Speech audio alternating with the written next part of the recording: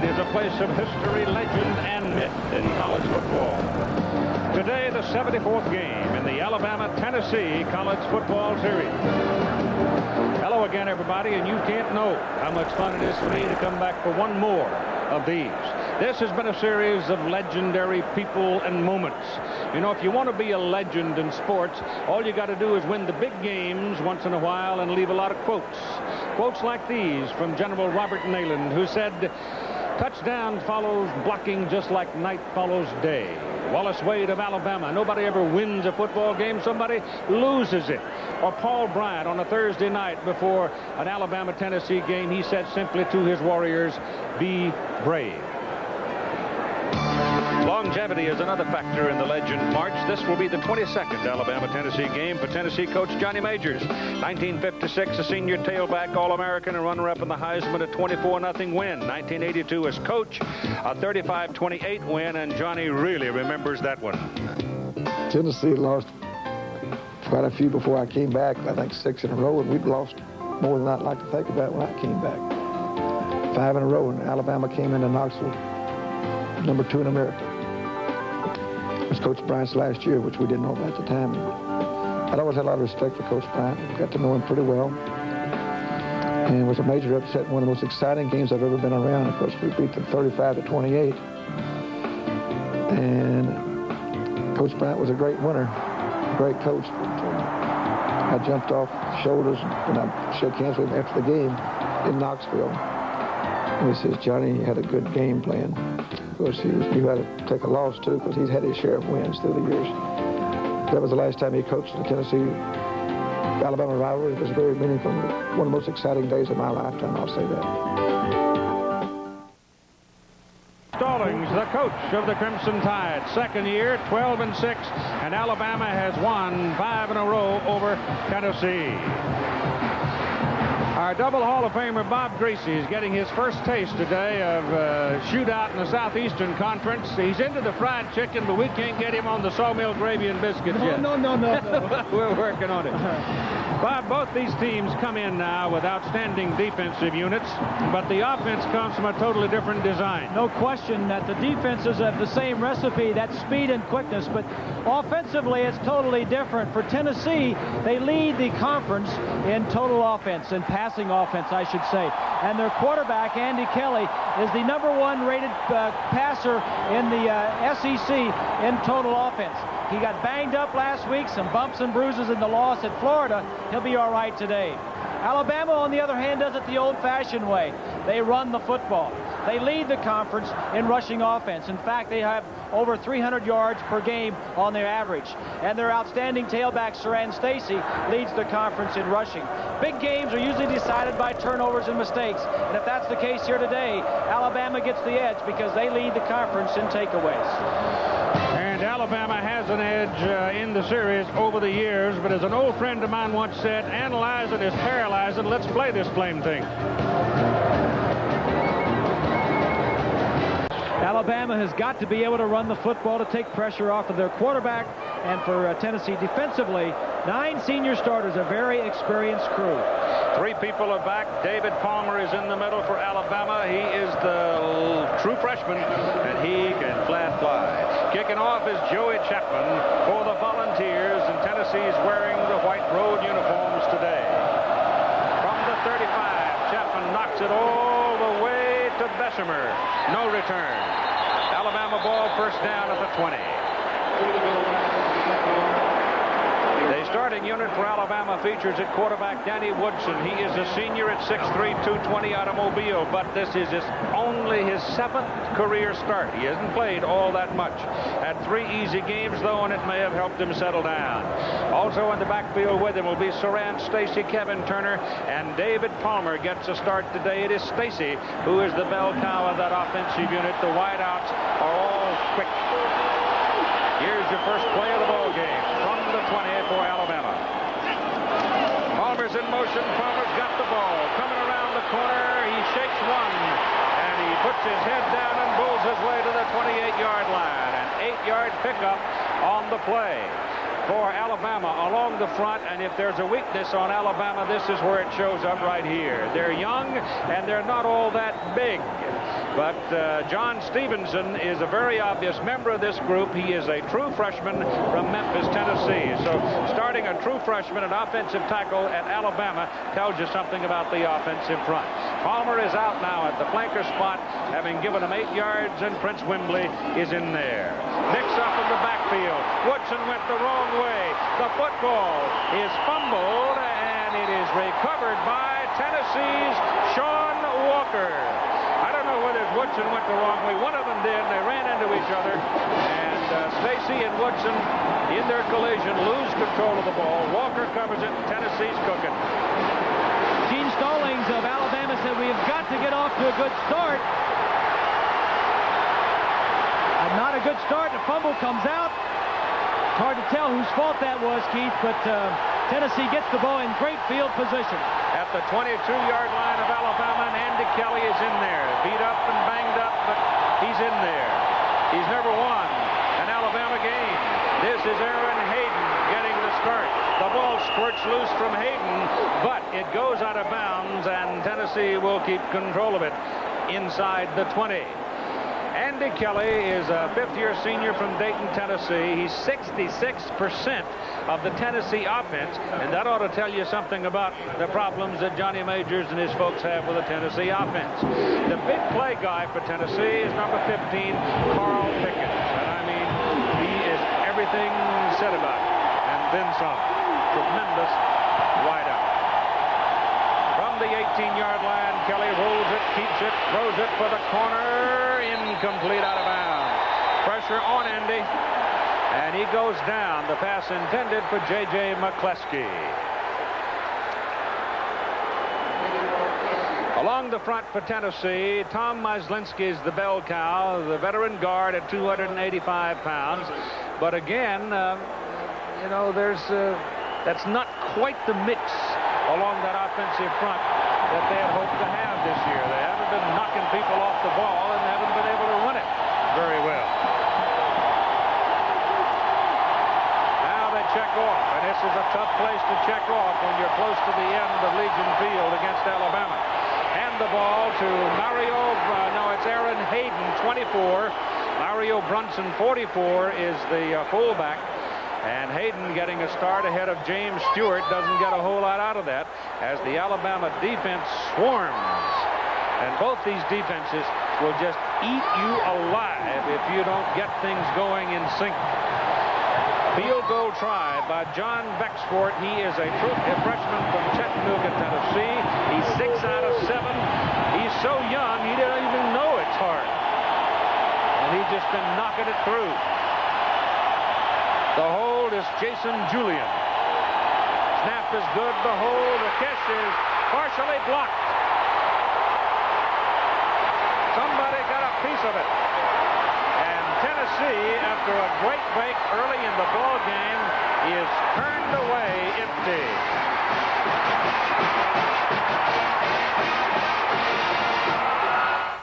To 1968. Mike Dean from the 25. Blocked! Weatherford did it. 10-9, Tennessee won the game. The ball game is over.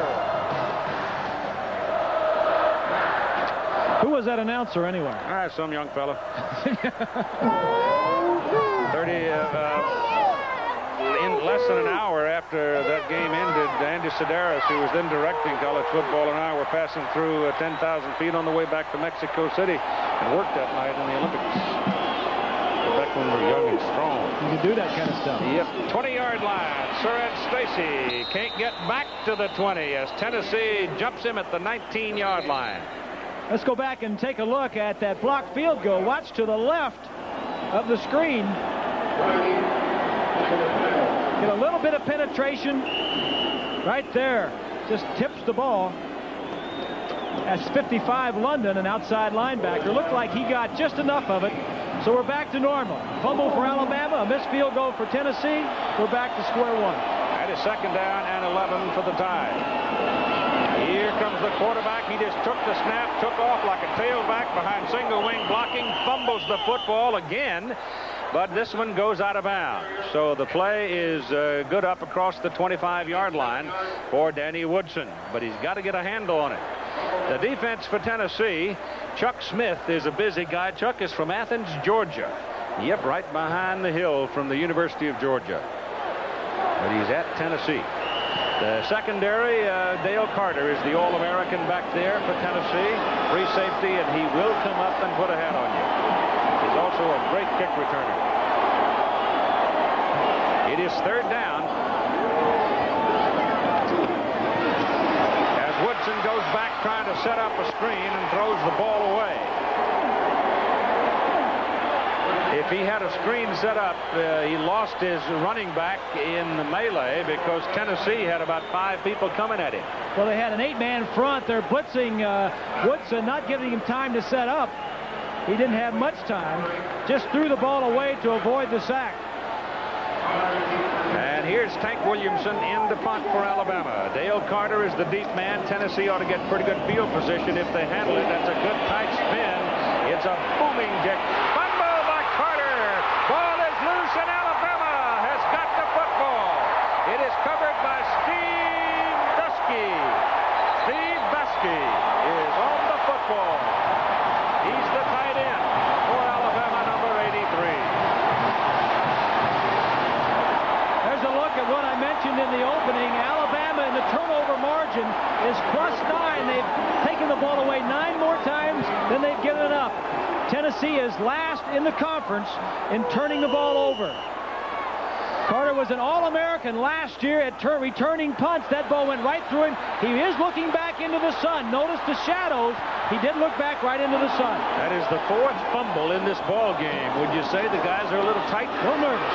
Little tight. David Palmer coming around the corner. He's a freshman from Birmingham, we told you early on, and he won't get back to the line of scrimmage on that carry. They take him down at the 25-yard line. That was the same play they started the ball game off with. Palmer is a true freshman. Looks like he's limping just a bit. He played his high school ball right here in Birmingham, and in fact played on Legion Field. Has scored 5 touchdowns already this year for the Tide. He's gotten 3. They're screwed up now. See, Wembley's running around. He thinks he's supposed to go out. Now he stays in, and now there's 2 or 3 people out there don't know what they're doing. They pitch it back to David Palmer. He's going to throw it. Yeah. Gets it off. Got a man over there. That's Woodson, the quarterback, and he's down to the 10-yard line. And now Palmer's really hurt. Well, that's why they wanted Palmer to stay in the ball game. He played quarterback as well in high school right here on this field. Let's take a look. Here's Palmer right here. He's going to go in motion. The quarterback will toss it to him and then come back out here. The ball will be thrown back over here to Woodson, the quarterback. That's why they wanted him to stay in the ball game. Palmer has played quarterback and wide receiver. Outstanding play. Well, he was limping noticeably on the left ankle, stayed in the game, and now he's down on the field being attended to. Happy birthday, Woodson.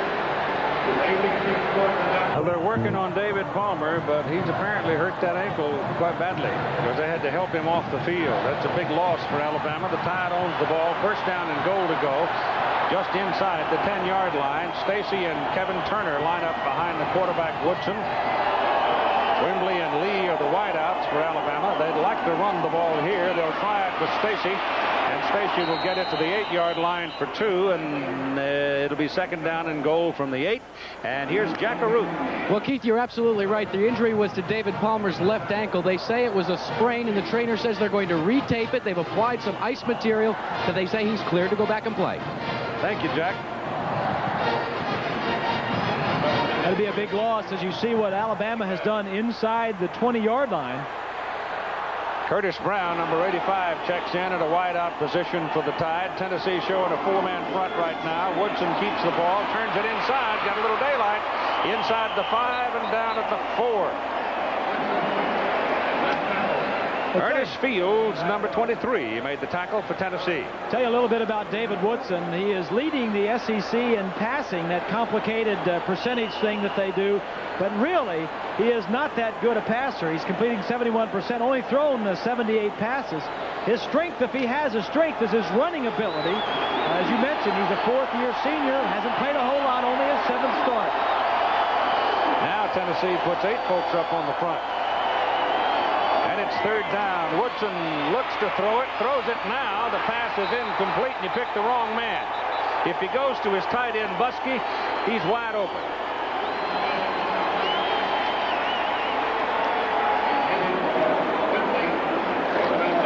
Take a look at Buskey, number 83. Now the flanker will come from the right side of the screen. Right there, he's coming in. That's who got the ball. But look at the tight end going out. Looked like he was more open than the flanker was. Amp Green will try a 21-yard field goal out of the hold of Jeff Wall. Trying for the lead here. And the kick ain't pretty, but it counts. 9:46 to go in the first quarter in Alabama. It goes to the lead off the 21-yard field goal. Right behind Legion Field in McClendon Park. Some of them probably just came over from homecoming at Tuscaloosa last Saturday, pulled in here on Tuesday, and they've been sitting under the shade tree ever since, having a good time. The numbers on Green's 21-yard field goal, and it came off a turnover. You see Palmer, number 2. He's up moving around. He's had his ankle retaped. Mentioned he was a high school quarterback. He was a running back, a wide receiver, and that pass that he completed to the quarterback Woodson was a big play in that drive. Alabama to kick it off now, and Tennessee wants Dale Carter to handle the ball. It'll come down the middle and take a straight bounce to Carter. They fake the reverse. Carter looks for a crack and instead gets cracked at the 21-yard line.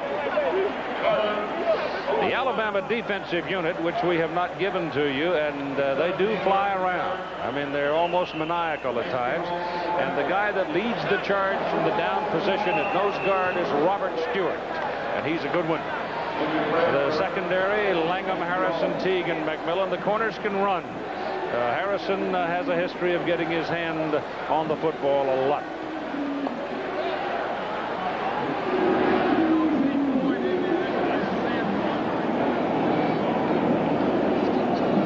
Down on the field, Gene Stallings, the head coach of the Crimson Tide in his 2nd season. Incredibly, this man had a total of 26 years. 12 with Paul Bryant and 14 with Tom Landry, and he recalled this last night. My coaching style has not changed, really. As an assistant coach for Coach Landry, I was an instructor. I feel like you need to. I was a teacher in the classroom. You don't have your player near as much in meetings in college ball as you had in pro ball. And, of course, if you know anything at all about Southern football, you know that you didn't work for Paul Bryant and not teach. The SEC standings, it's Florida right now sitting up there, and mainly because the Florida Gators have defeated both of these teams. And they did it down in Gainesville, and Florida has only 3 games remaining. They have to go to Auburn, and that could be a bump in the road because that's a tough place to win. They all usually have a pretty good football team down there, too. Yes, they do. Alabama now is watching its 2nd man walk gingerly off the field. The first was David Palmer, this Lemansky Hall, and Hall's a linebacker, and he plays a lot. And he's a very important person because he's got good foot speed. He runs well, and he's part of that 6- and 7-man defensive back alignment that they use. Yep. You know, that interesting piece, listening to Stallings talking about Landry and Bryant. I asked him last night, one thing he learned from both men. He said from Landry, it was organization. And from Bear Bryant, it was motivation and how to prepare these guys to play. The ball is resting out on the 21-yard line. First down and 10 for Tennessee. Andy Kelly playing sore. Back to throw it. Drops it off. The pass is caught by Craig Faulkner, a sophomore from Richmond, Kentucky. They've got him short of the first down. Faulkner with very good quickness at 175 pounds. Again, Jack. Keith, we did a polling of the trainers and the various staff people as to what the mood of these two teams were. In the case of Alabama, they used one word, electric. But in the case of Tennessee, they know they've lost 5 games in a row. And the best way to exemplify it is what the coach said to him, Johnny Majors. He said, lay it on the line and be proud. Well, if you're not going to sell out in this ball game, you ought not to be playing. And when he said 5 games in a row, he meant 5 in a row to Alabama. That's right. That stop is made. Aaron Hayden carrying it. Now, Tennessee didn't run a lick against Florida last week. They gained 49 yards in 60 minutes of football. That's not Tennessee football. They come in averaging 300 yards in the air and 159 on the ground. And Johnny Majors would like to run the ball more than that.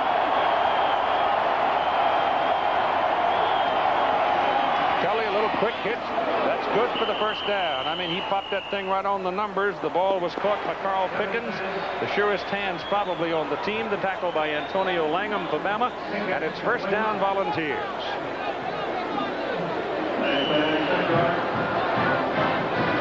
Warm day in Birmingham. It's about 80 degrees. I don't see a cloud. Trees starting to turn.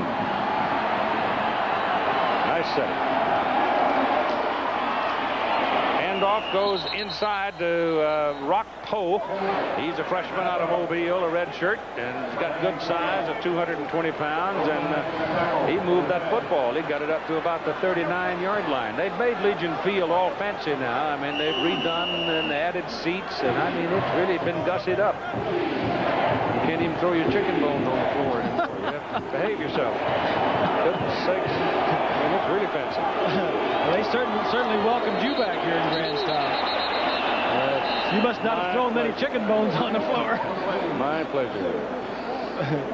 Penalty flag is on the field. Jimmy Harper is the referee. Snap, illegal motion, offensive team, dead ball foul. I love it. Dead ball foul. You don't have any doubt who's in charge. Jimmy Harper's got to be doing this game. Tennessee, Alabama, and Jimmy Harper.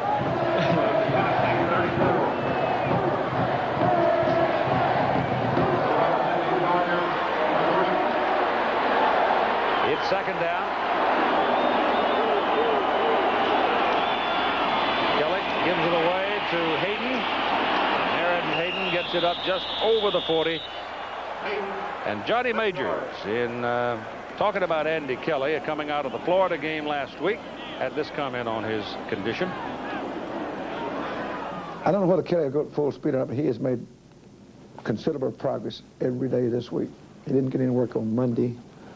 He's out there observing, and he's practiced a little better every day. And everybody wants to play an Alabama game if you got any guts, and he has a lot of guts. Kay is in there right now on third down and 4. Checked off. Hands it away. That's going to be a first down as Hayden finds some running room and goes flashing off the left side and puts the ball on the Alabama side of the field. First down. It's a good checkoff by Kelly. He had everybody spread out. Alabama was spread from sideline to sideline. It's a good block there on Sullivan's number 90. Only needed 4 yards, and sometimes for a quarterback it's tough to check from a passing play to a run play on 3rd and 4 or 5, but that was a good call by Kelly. Saw that freshman drop that shoulder and lay a lick on George Teague too. They've got Kelly. The sack is made. It's Antonio London getting their first, number 55. Tonight on ABC Sports, Jim Kelly and the Buffalo Bills. They're very popular these days. They're against the Cincinnati Bengals. The Bills have the best record in the AFC at 6-1. Boomer and the boys from Cincinnati are having a hard time getting their feet under it. ABC's Monday Night Football live at 9 Eastern Time.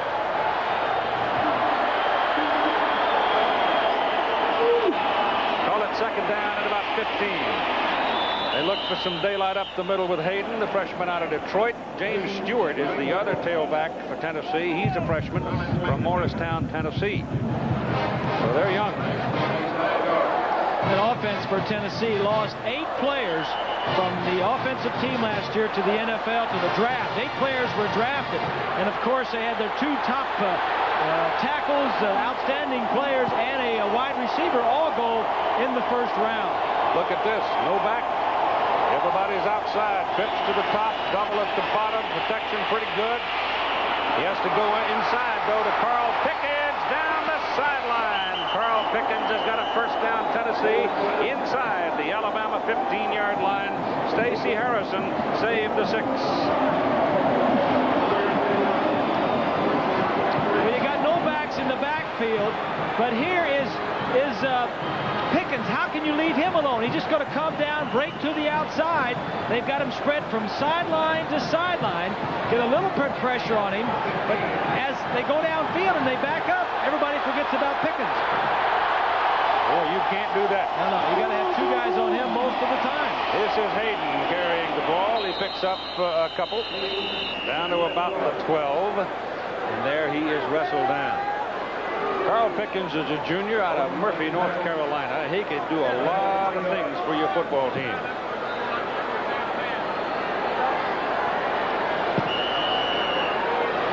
Well, he's an outstanding receiver. He came into the ball game approaching a lot of the receiving records at the University of Tennessee.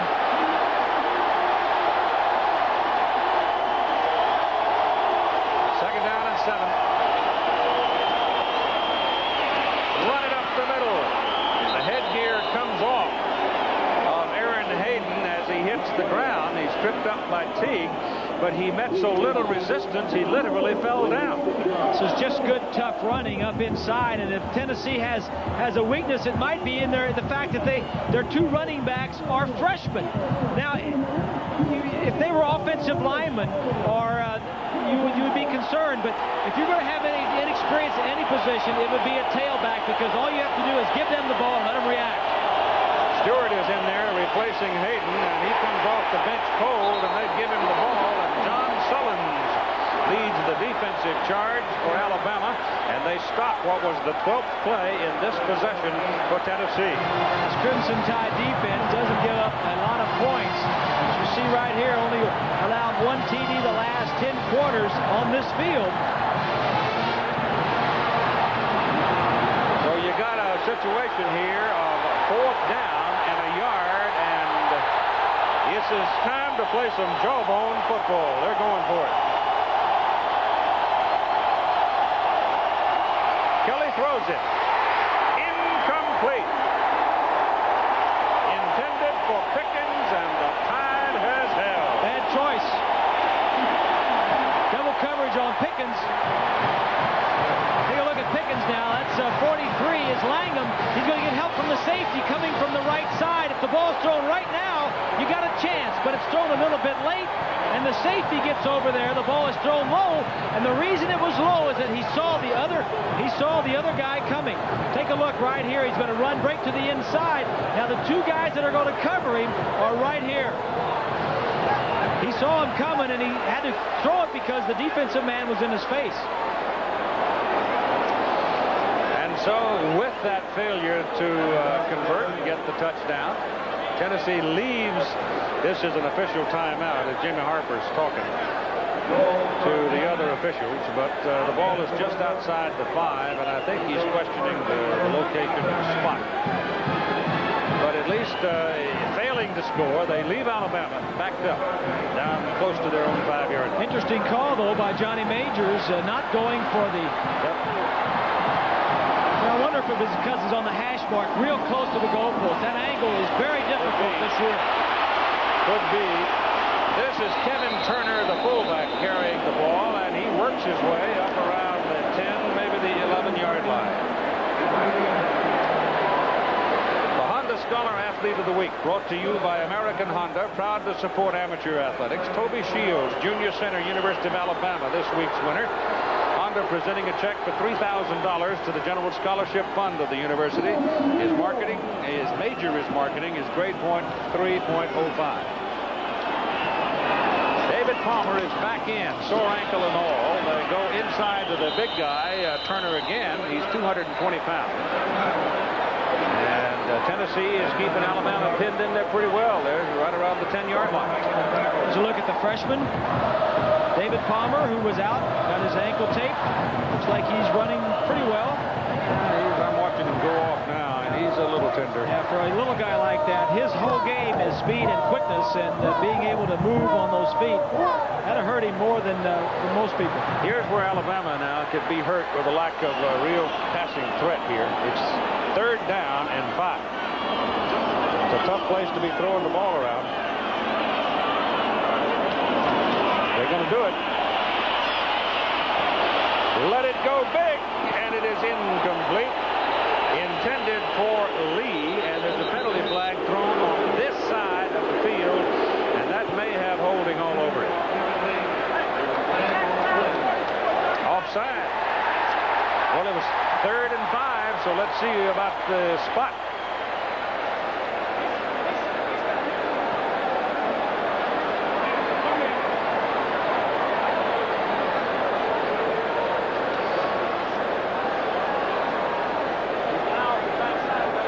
Tennessee was a little bit anxious. The end man on the line. Yep. Good call by the line judge. Offside. Defensive team. Still be 4th down. 4th and short.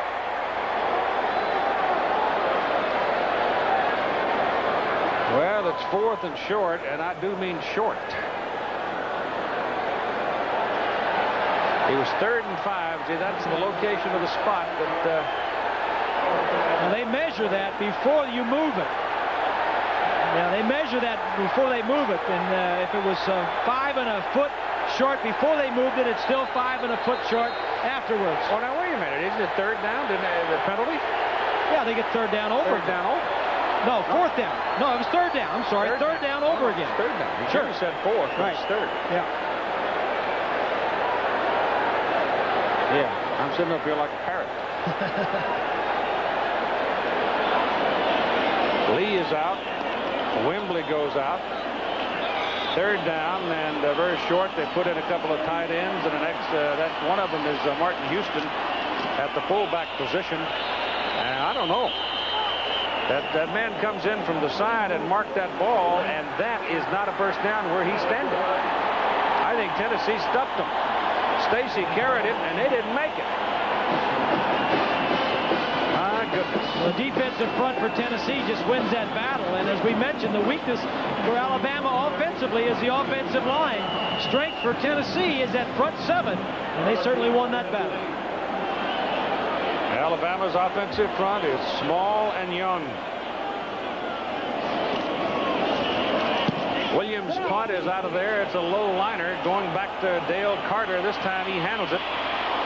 Doesn't get much help, though, and he is put on the ground back around the 44-yard line. Let's go quickly to Roger Twiville. Well, thank you very much, Keith. The heavyweight championship fight. Professional boxing, and in particular the heavyweight championship, getting boring and more boring as time goes on. The game they play with their marketing and all of that stuff is incredible. But Tyson was seen about 2 weeks ago holding his ribs going into a clinic. But they wait until now to announce it. Gain is across midfield down close to the 47-yard line with Aaron Hayden carrying it. As we told you, he's the youngster out of Detroit. Smokey, the blue tick hound, when he got sick early on, he was down and sent to the hospital for heat exhaustion. And he stayed a week. He doesn't run around the field after they score every time, do they? No. He's an old-timer. Be messing with him. That gain is to the 45-yard line, and that'll be a first down. Rock Poe is carrying it. Poe is in there because Brunson, the starting fullback at that position, sprained an ankle and may not return this afternoon. Also for Tennessee, Lemansky Hill, who was injured, has some bruised ribs. We showed you him a little earlier going off the field. And Lemansky Hall also. So they're playing on a rug here, and it's a warm day, so they're sticking to it some. And the first quarter is over. Alabama leading Tennessee 3-0. To Alabama, they called him an institution in the release. This morning in the paper, the local paper, the guy says, next to Bear Bryant coming back, it's good to have Keith Jackson in town to do the broadcast. I think, well, what am I doing here? I just go get on the airplane and go home. We'll loan you a stump. Pass is incomplete. Ball falls out. Mose Phillips, who came to school as a quarterback, now a wideout. Here's a look at the first quarter statistics. Alabama with only 1 first down and only 19 yards rushing. Take a look for Tennessee. They have really rushed for more yardage than they've thrown for. And that, for Johnny Majors, he would love to see each quarter. Andy Kelly hands it off to Hayden. And he's across the 40 to the Alabama 39-yard line. Hayden's having a pretty good day. I'll remind you again that last week against the Florida Gators, Tennessee was able to gain on to 49 yards in the whole ball game. Now Hayden with 10 carries has already gained 54. Of course, it's a different defense they're running at today. That Florida crowd's tough. Kelly hands it off. Certainly wasn't much of a hole there that time. The ball carrier Hayden is stopped short of the 40.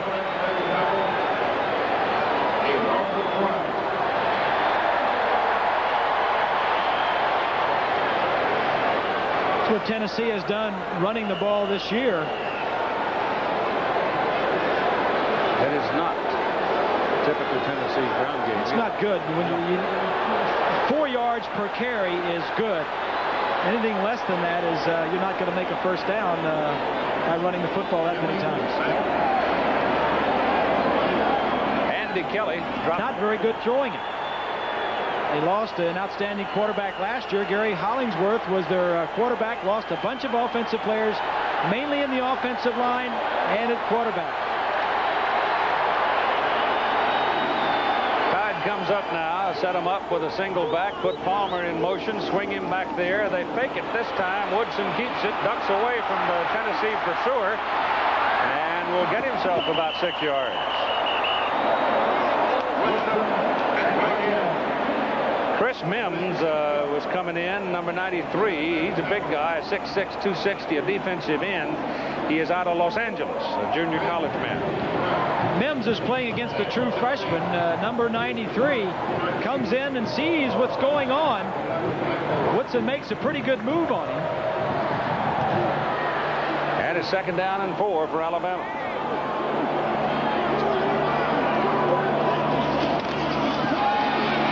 Woodson's pass. Caught. Prince Wembley hauls it in, a junior from Miami, Southridge High School.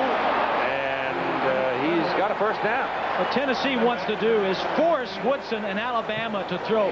Take a look right here. Look at the number of men playing the run. That's 9 people for Tennessee up to stop the run. The outside corners are man-to-man on the 2 receivers. And I'm sure Tennessee says, we'll force you to do that all day, and you probably won't beat us. Boy, a little hitch sure would have done some damage, though, wouldn't it? Yep. Hitch and go. Well, and break a tackle. Yep. Not much there for Martin Houston, who worked some of the time this week at tight end because Derek Warren broke an ankle last week. Indiana, first quarter, jumps out 3-0 over Michigan. Oh, that'll crack the earth. That should hold up.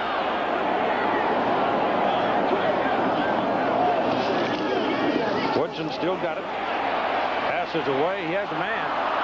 But the ball's too high. Kevin Lee was over there. If that ball's down where Lee could protect it with his body, he could have handled it. It was wide open, and I think this really points up the ineffectiveness of Alabama's ability to throw the football. He had a man wide open. Watch the receiver here. He's just going to go down and break right in this area, and the play-action fake. You know, Alabama is great at running the football, but Woodson, if Stallings needs Woodson to throw to win, he's in big trouble. Woodson is 1 of 4 with 8 yards so far.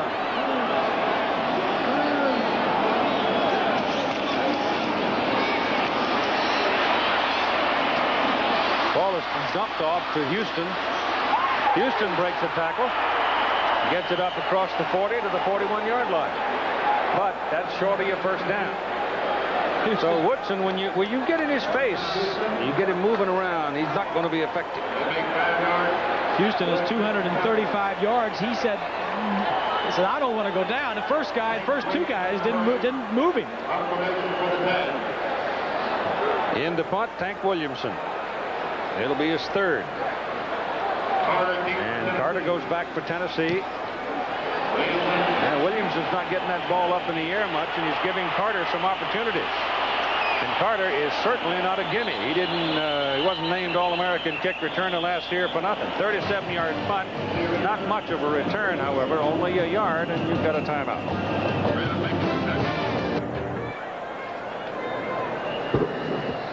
Ball rests at the 23-yard line, where it is first down for the Volunteers. And Andy Kelly coming out. Threw 56 passes in the game last week against Florida. And lost.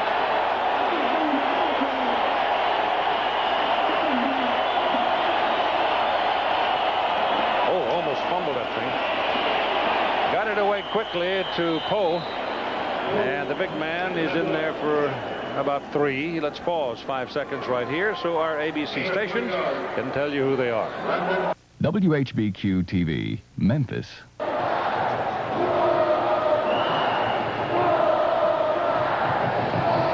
Palmer is stretched out on the bench, shoe off, sock off, ice around that sore left ankle. That's a good part of the quick part of the Alabama offense laying on that bench. Doesn't look like he's going to be back in either.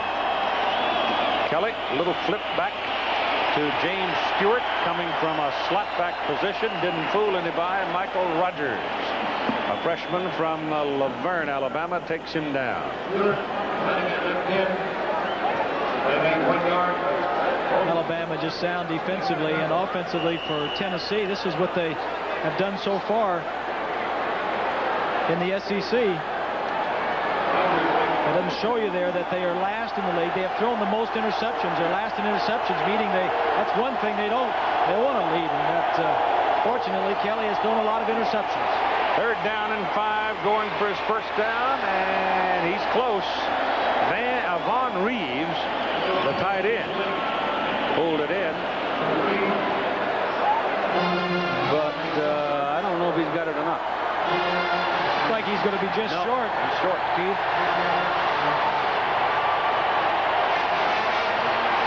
So once again, they'll go to the punt with Tom Hutton.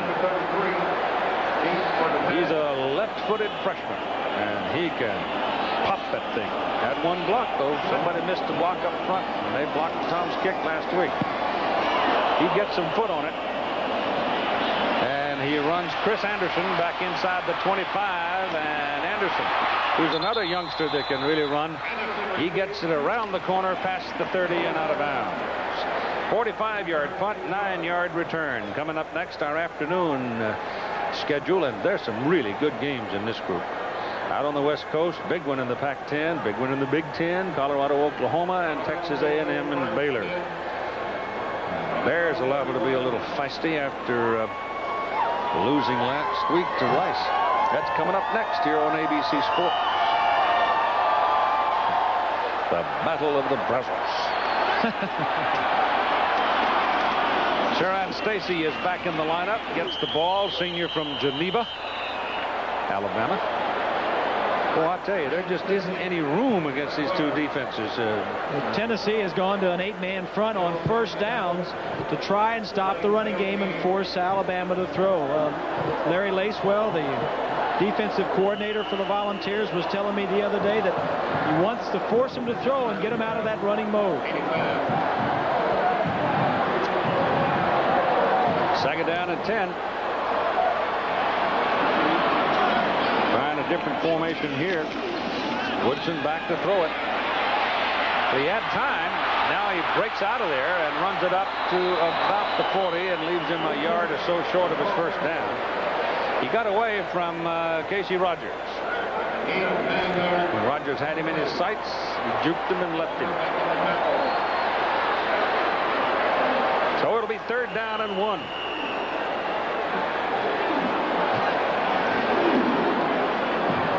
Explain this to me, Keith, that, you know, Crimson Tide play at 2 different stadiums. The record here at Bryant-Denny, on campus at Bryant-Denny, is much better than it is here at Legion Field. You ever hear of politics? Downfield, got a man wide open, and he missed it. Oh, my goodness. Kevin Turner was loping along and just cleared the bell, and he missed it. 3rd and short. Nice call. Great call. Here he is right here. The man is going to it's going to be a play-action fake. He's going to go straight down the field. The defensive back is going to be sucked in. He fakes well. Just throws the ball too far. Big chance by the boards for Alabama. Williamson's punt, spinner. Carter, 19. Oh, look at that. Oh, my goodness. He just sidled by that would-be Alabama tackler and picks up a 22-yard return after a 41-yard punt.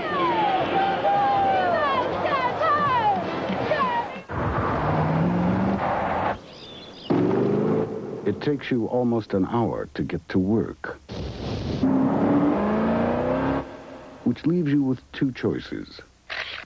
Didn't have to roll in it, I'm sure, but this was the bigger part for one thing. And Pat Dye, that pass is caught by Stewart, but not a whole lot of gain on it. Pat Dye always considered this Alabama's second home, and that's why Auburn went ahead and developed their stadium down there and will not play here anymore. But they've won about the same number at both stadiums, but they seem to lose more here than they do over on campus. Yeah. Desmond Howard did that for Michigan. So the little people are really playing a major role in college football right now. Little guys 170, 75, 80 pounds. It's no longer a game for the big men. Penalty flags and whistles tooting, and will we stop it? Jimmy Harper will tell us about it. Illegal motion, offensive line, 5 yards. Well, if it was a tight end, he can move. Here's Jack. You know, you talk about this great old stadium, Legion Field. Well, in an era when they tear down old stadiums to build new ones, they've undergone a $13 million renovation program here. First, add behind me a press box VIP suites, but also to return the stadium back to its natural decor. Back here, they use sandblasting to take all kinds of green paint off this whole place. Set up a screen, and it works for Mose Phillips. And Mose has a big play. That's the biggest play of the ball game for either side. The gain goes to just about the Alabama 40-yard line. Obviously, it's a first down. Mose having come to school at Knoxville as a quarterback. Alabama, number 80 is Curry. When you rush the passer, Real Hard London is 55. When you rush the passer recklessly, sometimes you leave the area open for draws and screens. Tennessee with a nice call. And first down as Kelly hands that ball away to Stewart. Stewart starts in, goes out, and gets to about the 39-yard line. And let's check in again with Roger. Thank you very much, Keith. Indiana at Michigan, leading 3-0 are the Hoosiers. And this is a catch that Desmond Howard is becoming famous for. Just leading, he'll stretch out and grab it. His 11th touchdown reception of the year, 13th overall. And Michigan leads it 7-3. Let's go back to Keith. You know what? I think Howard's got illegal arms. I think they stretch when he goes out. He's incredible. And it's also a very difficult throw for a quarterback to get it that far outside and not throw it out of bounds either on the side or on the end zone. Illegal movement, offensive line. So both teams still tight enough here, still making mistakes in the ball game. We're in the second quarter of play, 6:04 to go in the first half, and the Alabama Crimson Tide leading the Tennessee Volunteers 3-0. It's been pretty much a defensive show up to this point. Kelly will throw it. Again, nobody open deep. Drops it off to Vaughn Reeves, the tight end, and Reeves will have a first down for Tennessee at the Alabama 23-yard line. Vaughn's is a big guy. Reeves checks in at 250 pounds. at least. They've gone to play action, and they've gone to their tight end. Here's the tight end. The fake is going to be up in here.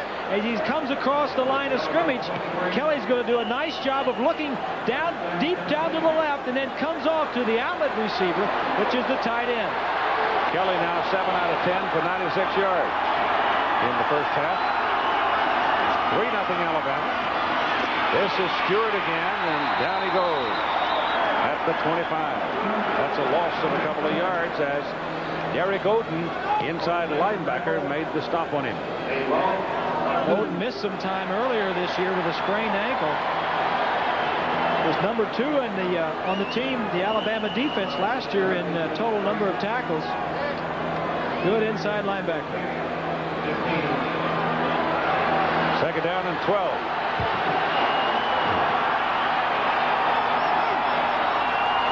Faulkner is way wide to the left. Kelly gives it away to Pickens on a reverse. Pickens turns it back into the middle of the field and will be taken down at the 19-yard line by Robert Stewart, number 34. Well, there's no question that Carl Pickens is their big play man over his career, and he's just a junior. He has 16 touchdowns, and those 16 touchdowns, he's averaged 42 yards per play. Right now, the Vols are looking at 3rd down and 6.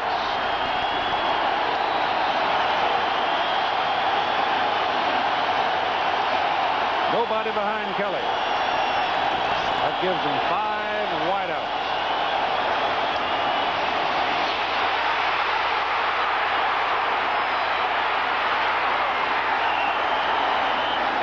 Short of his first down. He had Pickens for just a moment because Pickens was the inside man, but that was taken away by the pressure, and it'll bring up 4th down. And Keith, what Alabama is doing defensively is really they're not doing anything. They're only rushing 3, and they're dropping 8 men into the secondary. Tennessee is spreading them to the sideline with 5 receivers. Alabama's dropping 8 and just covering the area. John Becksport is in for a 33-yard field goal try. He had one blocked early on in the ball game. Trying to tie it at 3. Got a lot of foot on this one, and the kick is good, and we are even. 3:32 to go, first half, a 3-3 defensive struggle. Hi, I'm Frank Gifford. Be with us this Monday night from Buffalo as the Buffalo Bills take on the Cincinnati Bengals. Quarterback Boomer Esiason will lead a frustrated Bengal attack as they look for their initial win of the season.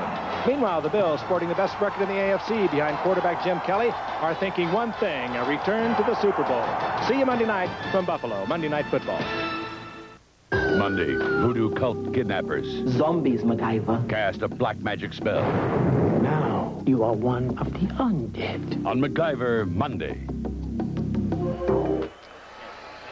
A 3-3 ball game with, Bob and I were just talking while we were away, that Tennessee's dropping 8 people back to guard against the pass.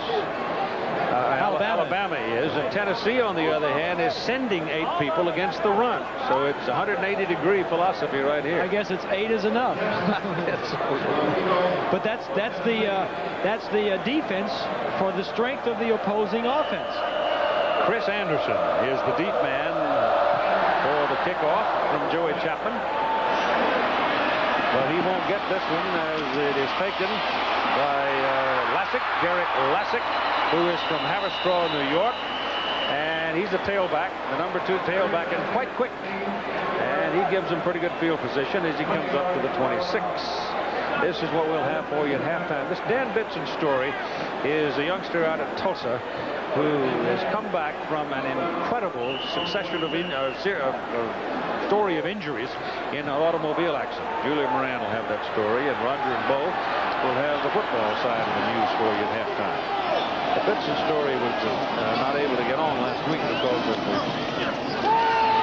Clarence Thomas hearing. That pass is completed up to about the 35-yard line, but still just under the marker, it appears. Prince Wimbley made the catch. So we'll see about the mark on it, and it is short of the first down, just over the 35. Wimbley at 175 pounds, Palmer at 170 pounds, Kevin Lee 175 pounds.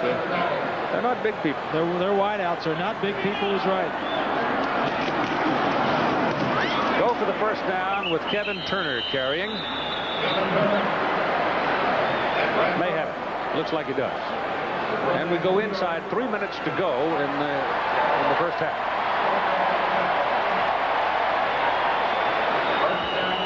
A 3-3 tie. Last year up at Knoxville, it was 9-6. And if you remember last year, Tennessee came into that ball game averaging like 39 points a game. They got 6.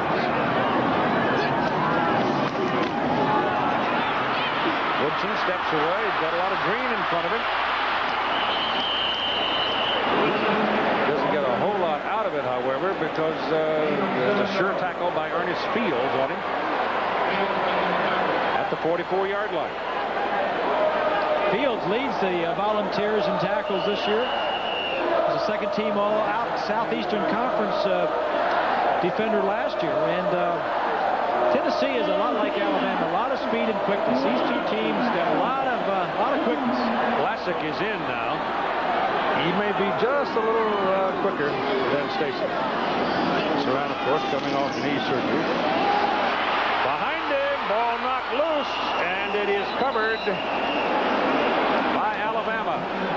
But the man coming from the blind side got a hand in there and knocked that ball loose. I think it was Todd Kelly, number 58. It's going to come from the left side. Hammond's number 63 is the left tackle over there. Kelly gets a hold of him. And Toby Shields is the man who covers the ball for Alabama, the center, number 61. They'll call it 3rd down and 9.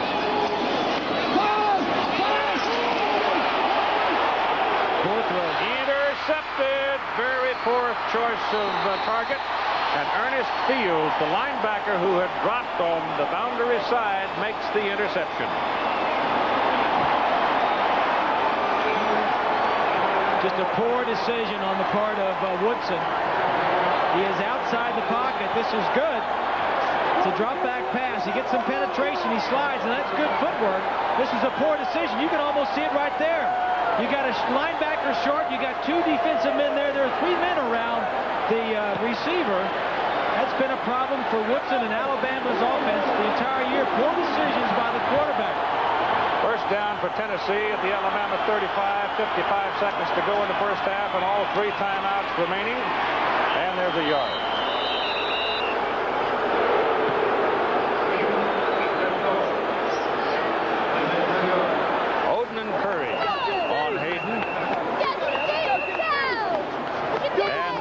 Spend the timeout. They have 2 remaining at 43 seconds to go in the first half. Put it on the 33. Call it a 2-yard pickup, and 2nd down and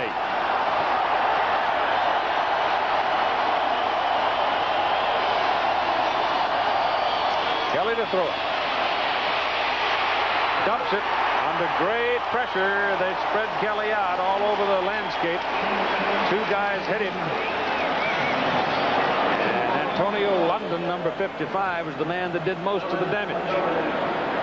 Alabama did a nice job defensively that time, not going into their zone, but going man-to-man. A little bit different look for Kelly. I'm sure during the timeout he had a lot of conversation on the sideline about what they were playing, what we're going to do. Alabama comes up and switches the defense on him. Bill Oliver calls the defense for Alabama. Nice call. 4-man front. Backers are inside. Kelly keeps it, rolls for time, throws. My goodness, I don't know how it got there, but it did. And timeout, Tennessee. J.J. McCluskey, junior from Knoxville. Alabama up man on the play was celebrating. He thought they'd defended it, and it hadn't. It go right between somebody's hands and into the arms of McCluskey. McCluskey's an interesting guy. He started on the defense last year, the cornerback. Started 4 games for him. He's only 5'8" and 167 pounds. Came in as the 2nd leading receiver on the ball club behind Carl Pickens. Well, they're at 4th down and 1 in a 3-3 ball game where the offense has been blunted pretty much all day. And now Johnny Majors are going to try to go to the clubhouse with a lead at halftime. Only 27 seconds remaining in the first half. That means Bexford, the freshman, is in. He had one blocked from 34. He made one from 43. This one will be from, we made one from 33. This one will be from 43. And if there's ever a chance time to go for a fake field goal, this may be it, Keith. His longest in his career so far, 44. Man holding it is Jason Julian.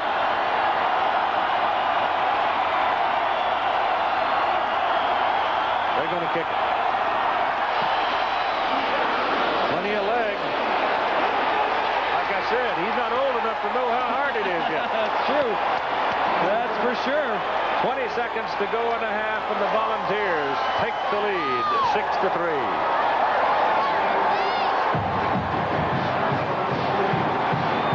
This is looking more and more like the game last year up in Knoxville when Alabama won on field goals, all of it 9-6.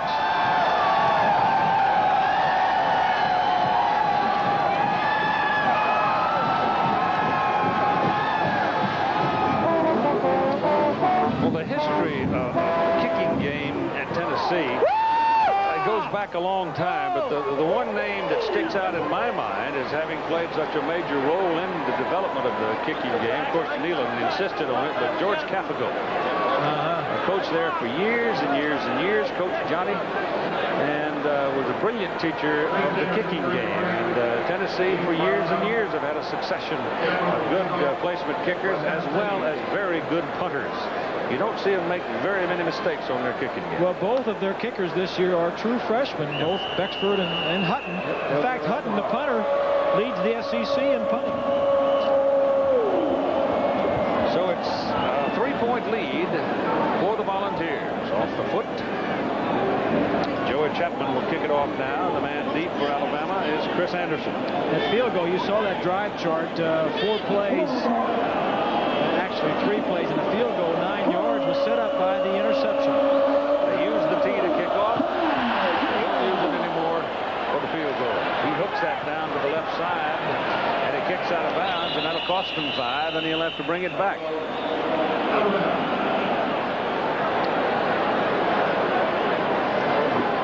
So he'll redo it from the 30, or Alabama will go out to the 35 and take the ball.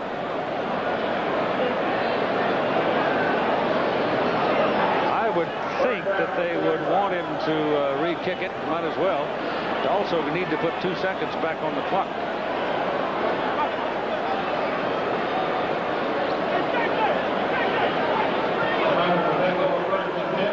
How's old Bo doing back in New York? Is he liking that stuff? I haven't talked to him.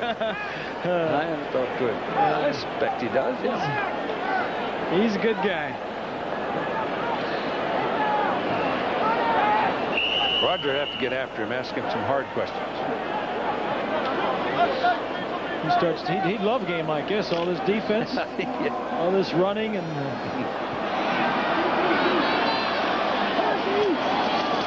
They take it up to the 35, and they'll take it. I thought they'd make him kick it again and see if they couldn't break Anderson because he's one of the flyers. But I guess they're content to go to the clubhouse for the way things are going. Now he wants a timeout, so you get one more play. I don't think they're totally in sync in that decision. You got 9 seconds remaining now in the half, and so they will spend the time here to talk about that one more play. Bob was talking about the game up in Knoxville last year. Well, let's go back for a moment to it and show you some of the moments. It was a block on a Greg Burke try from 50 yards here.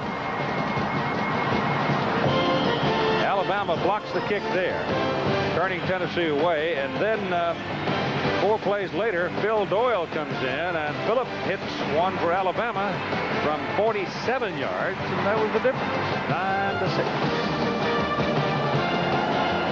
And sometimes the coaches and the players, knowing the history of the series, it's a little bit more difficult for the offense to score this year, maybe because you know that, hey, the history has been nobody has scored, and the defenses are supposed to play better, and somehow that does have an effect on the players.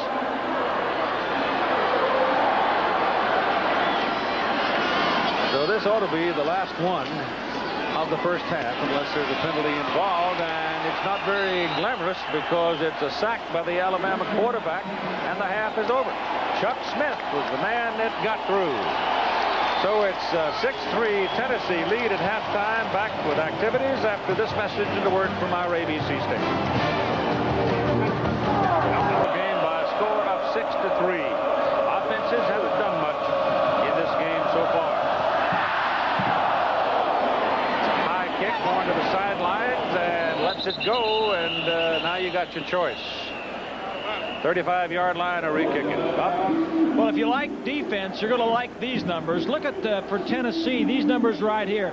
Not too impressive until you look at the ones right next to them, and these are Alabama's. Alabama has only 3 first downs, only 73 yards total offense.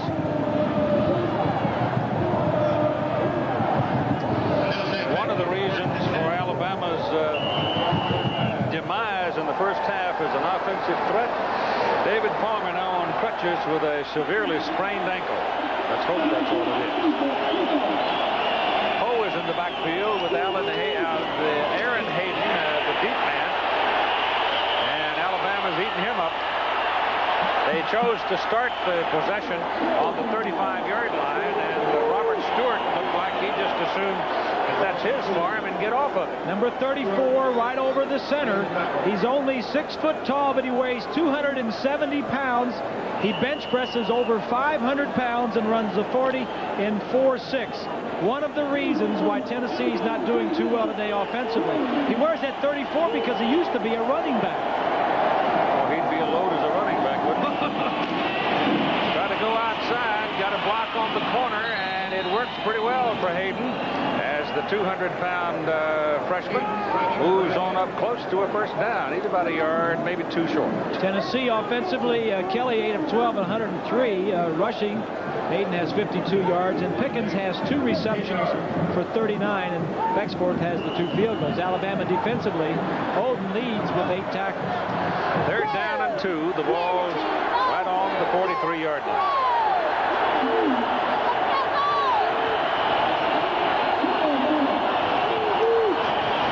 Pitches it to Hayden. Won't get there. Boy, I tell you, it is mean trying to run. Just good defense, Keith. Hard day to be a pedestrian, isn't it? Tough day to be an offensive player. Everything's happening on the offensive side of the line of scrimmage. The defenses are just too quick and too fast.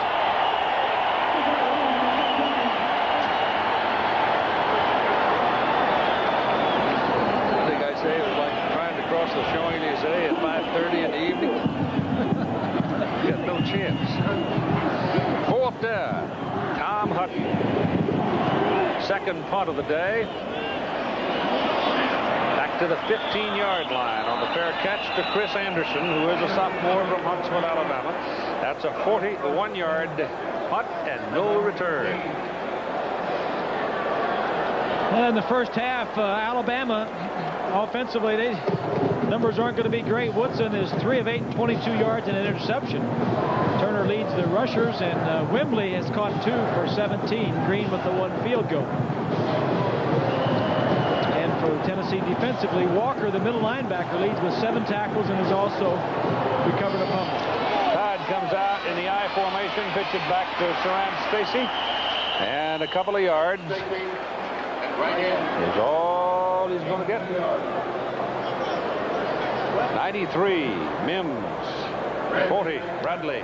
The only time Alabama scored in the first half was on the 3rd possession when they got the ball on the Tennessee 24-yard line, took it 6 plays, and kicked a field goal.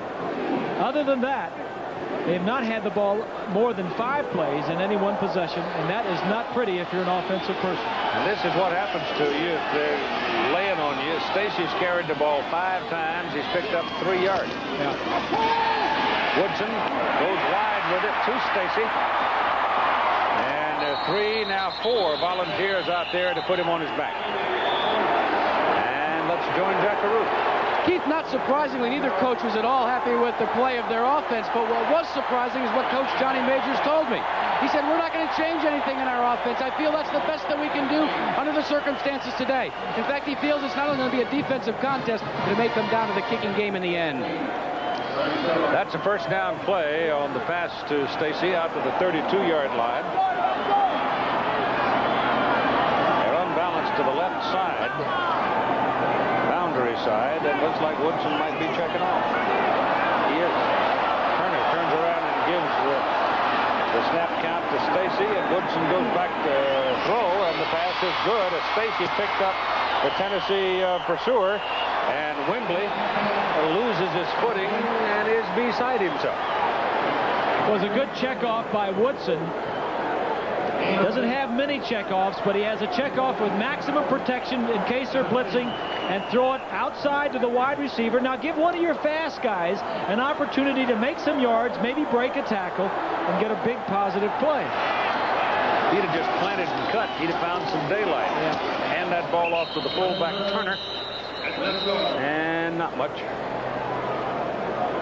Just getting the second half underway with Tennessee leading 6-3. We've had 3 field goals.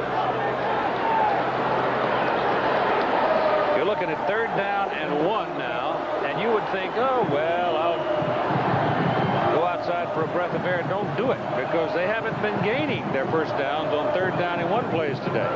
As a matter of fact, Alabama is 0 for 6 on 3rd down conversions. You got 2 fullbacks in there now as they go to a power I. Stacy. Well, he searches around and finally gets a little daylight and picks up the first down. But he had to bounce off 3 people before he got outside and got across the 45.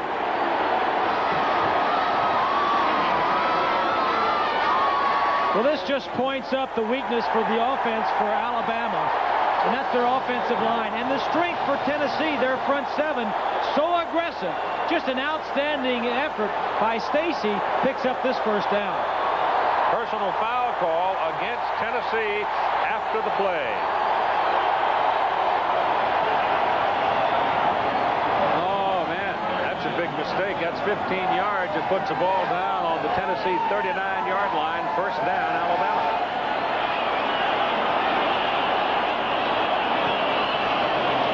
Stacy.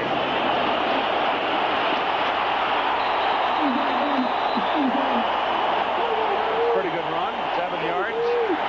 Keith, Alabama is doing something on offense.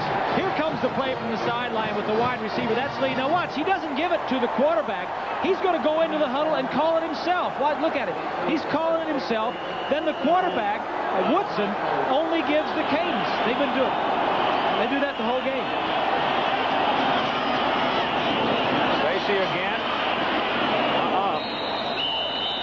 Pursuing on the play, looked like Darrell Hardy, number 87. He came around the block, and with Stacy looking for a place to go, was able to get him.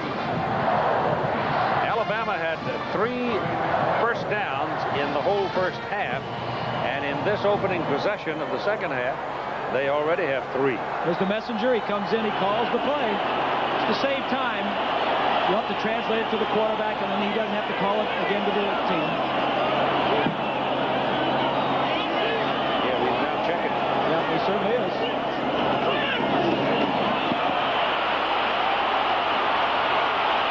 Better dump it. Oh, shoot. He just doesn't have the experience to let it go and get that thing out of bounds and save the yardage. You know, he's a senior, but he has not played. We mentioned he has not played before this year. He has made some poor decisions. That's Mal Moore, the offensive coordinator, and Coach Stallings. Really must be frustrating for Stallings. His offensive line is weak, and he has a quarterback that has never played. That'll go into books as a sack, and it's the 4th one. And Tank Williamson hits it toward Coffin Corner, but he can't get it over there. And it goes through the end zone.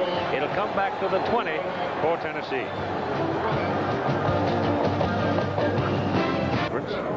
Only 2 games underway right now. Georgia making some noise in the conference, though they did go down to Alabama and get beat. And they got Florida coming up in a couple of weeks down in Jacksonville. They still play that annual in the Gator Bowl. Tennessee ball at the 20. They lead 6-3.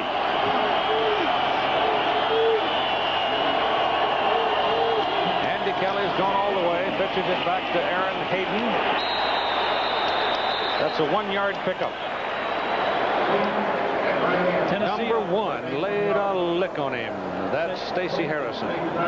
Let's pause 5 seconds here for our ABC stations to identify themselves. WHBQ TV, Memphis. Second down and 9 coming up.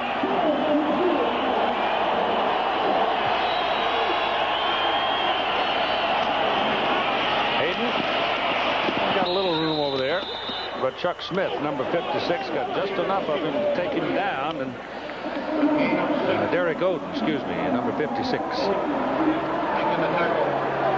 Tennessee came out in this series and started off with 2 tight ends and only 1 wide receiver, trying to establish a running game against Alabama.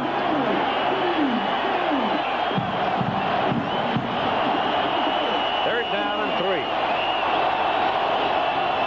Now they stay with the ground game, and they're not going to get the first down. The ball rolling around, but they're going to call it down. A yard plus short of the first down. Arkansas has really gotten things going, haven't they? Yeah, you know what that is, though? The sense of that score, though, that's the end of that 78-year rivalry. They're not going to play anymore because Arkansas is coming into the Southeastern Conference. Yeah, that's right. That's right.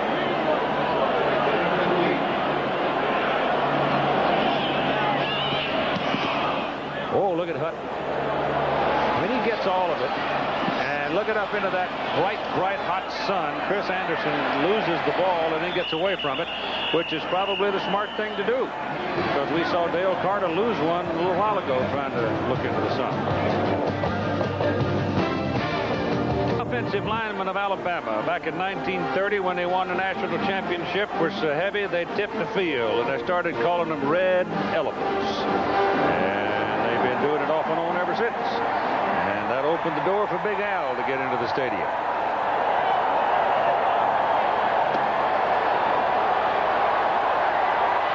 New combination in the backfield now. Number 25 is Derek Lassick, and the fullback is Martin Houston.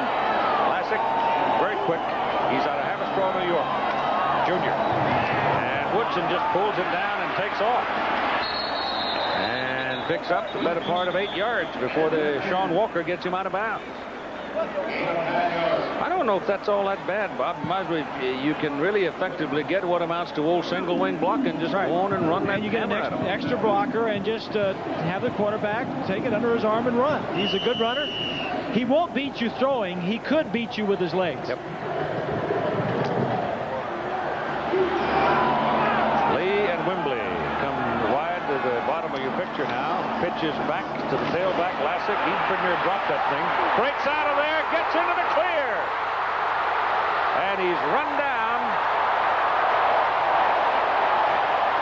at the Tennessee 26-yard line. That's what quickness will do for you.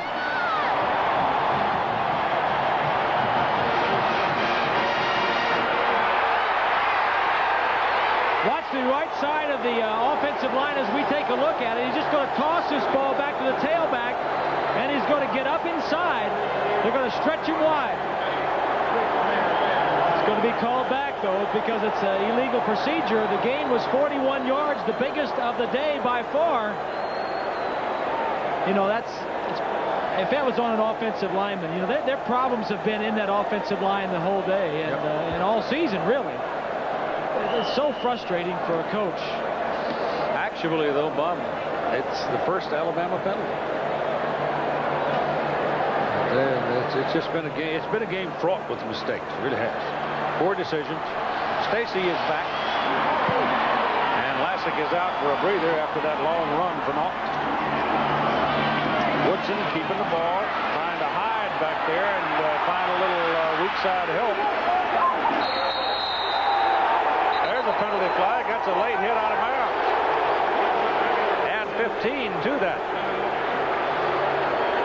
Woodson's a big guy, and he's strong, as you can see there. He stands in there at about 220 pounds, and he's not going to lay down for you. And Tennessee got so interested in hitting him, they got beyond the field of play hitting him. After play is over, dead ball, personal foul, defense, 15 yards, automatic first down. Smiley 22, but 18 is Carter. He hits him when he is way out of bounds. And another push right there. There was a lot of activity going on over there on the sideline.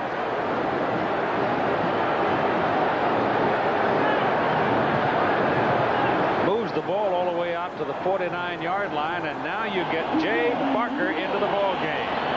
Woodson, winded after the play, has to come out and get his breath, and Barker checks in. He's the freshman quarterback. Handed off quickly to Kevin Turner, and Turner breaks a tackle and turns it upfield. And Kevin gets about 8 or 9 yards. At the conclusion of the game today, we will choose the Chevrolet Most Valuable Player from each team. 21st year, Chevrolet has been conducting and contributing to the scholarship program. $1,000 donated to the General Scholarship Fund of each school. Coming into the season, both Barker and Woodson were very close through spring practice and fall practice, and Barker got hurt, Woodson got the nod. It's second down and 1.5 yards. Pitch it back to Lessick. He reaches to the 40 and gets it there for the first down. Notice there seems to be a little bit more life, not only on the field with the players, but also with the fans with the change of quarterbacks. Yep. Well, whatever Barker's going to do, he's probably going to do it quickly. And so that ups your tempo a little bit, and having Lassick in there, though Stacy is a proven quality, high quality running back, Lassick he goes flying around. He's liable to do anything.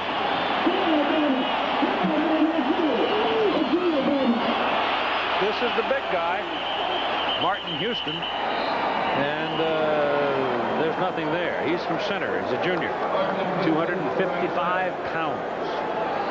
But Tennessee just rat-a-tatted him. About 4 guys went pop, pop, pop, pop, pop. The last one got him.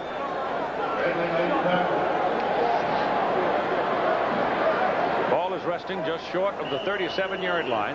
Second down and 8.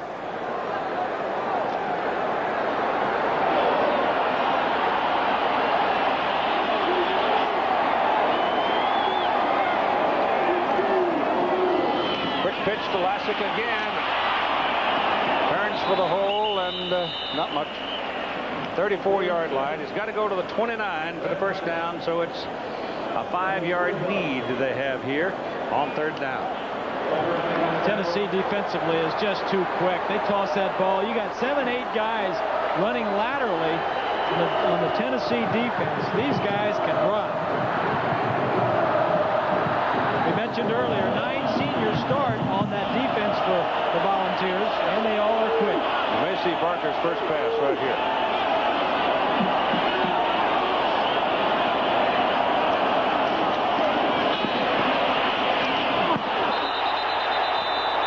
Miley and Wembley got tangled up over there. No flag. The pass is incomplete. And now as the kicking team comes on, let's check in with Jack. Keith, the quarterback change may have been necessitated by an injury. Danny Woodson, number 12 for Alabama, well, he has a pulled hamstring. Now, they are taping it and wrapping it on the outside, but it's questionable whether he'll be able to return. Yeah, they'll take away his legs. It's his primary tool. Williamson trying to hang it up, but that's too long. Takes the bounce and goes on into the end zone. And it'll come out to the 20 for Tennessee. First down. Volunteers leading 6-3, 5:01 to go. Third quarter. About offense, it's lack of. Tennessee's lead fashioned on young Beckworth's field goals. Andy Kelly, the Tennessee quarterback, came in averaging over 300 yards a game. In fact, had thrown for over 300 the last 3 games. Only has a little over 100 so far. Stewart loses the 2 yards. They ran into his offensive center 2 yards in the backfield. That's not a good sign. No, it's not. And about that time, here comes Antonio London to further complicate things. And he really leveled it. London came into this game today with 3 forced fumbles on the year. Also has 3 quarterback sacks and is one heck of a linebacker. Tennessee's yet to throw the ball in this half. This being only their second possession. Oh, a little bit of room there. James Stewart, tailback.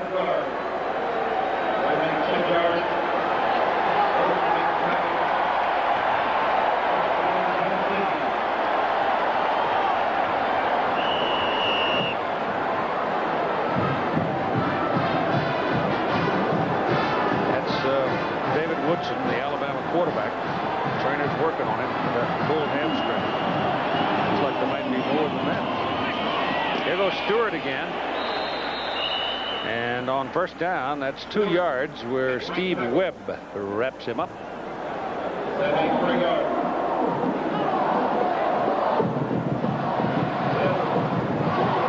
Well, we told you they had refurbished and enlarged Legion Field. There it is, 86,293. It's the largest crowd ever in the state of Alabama that we know of, at least for a college football game. Back goes Andy Kelly on second down to the sidelines to Pickens. And Pickens is taken out of bounds at the 40-yard line, which is 2 yards short of the first down. Stacey Harrison was the first man to get there. Pickens is one of a long list of outstanding receivers to come through Tennessee. Take a look at 7 wide receivers, former wide receivers that played at Tennessee, drafted in the first round in the last 14 years. You know, Penn State is known for their linebackers and Miami for their quarterbacks, SC for their running backs. Some wide receivers around here. Here comes your reverse with McCleskey. And they've got a first down at the Alabama 37-yard line. Mark McMillan saved the touchdown.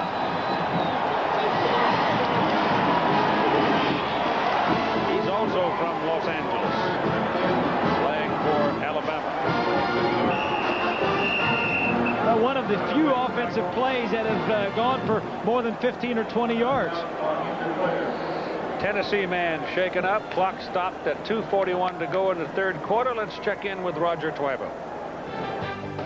Thank you very much, Keith. Last 2 years, Penn State has shut out Rutgers. This in the second quarter. O.J. McDuffie will take the punt and watch him scoot 55 yards for the touchdown, the second punt return for a touchdown in his career. It's tied up at 14 now in the second quarter, and Penn State just turned it over at the Rutgers 5-yard line. Let's go back to Keith. Rutgers is causing some noise back in that part of the country, and they got Brian Forte in their future, the quarterback who vacated Miami, to come back home. That is Patrick Lenore, the right tackle for Tennessee out of Germantown. He's going to have to leave the ball game.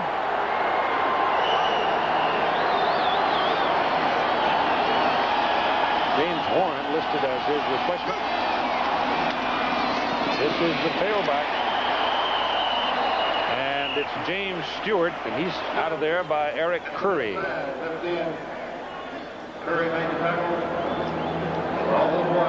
Next Saturday, ABC's college football offers Michigan State at Ohio State, UCLA, Arizona State at Tempe, Mississippi State and Auburn, and North Carolina State still undefeated in the ACC against Clemson. That could be a title game there.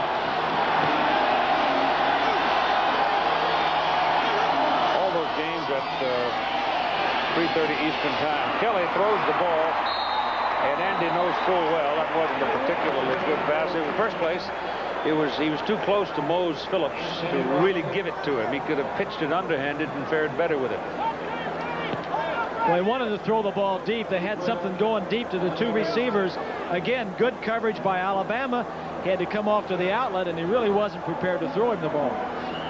Just under 2 minutes to go now in the third quarter. It's still 6-3.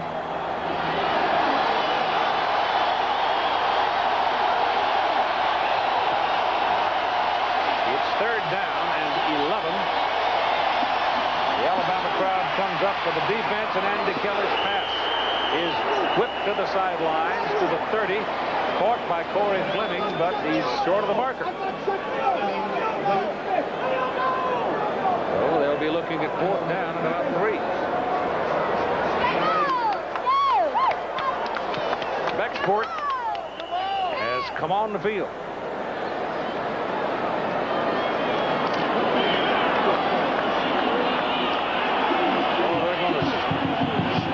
Young's leg, 47 yards. This would be his longest in college. Now make it 46, the official scorer says. Dave Burnson telling me. And he hits it, and he missed it. Missed it right. If he'd have pulled it back into the goalpost, it'd been close. 1:02 in the 3rd quarter. Crimson Tide will get the ball at their own 30-yard line. Jay Barker stays in at quarterback. Doubt very much we'll see Woodson again today. That's so late.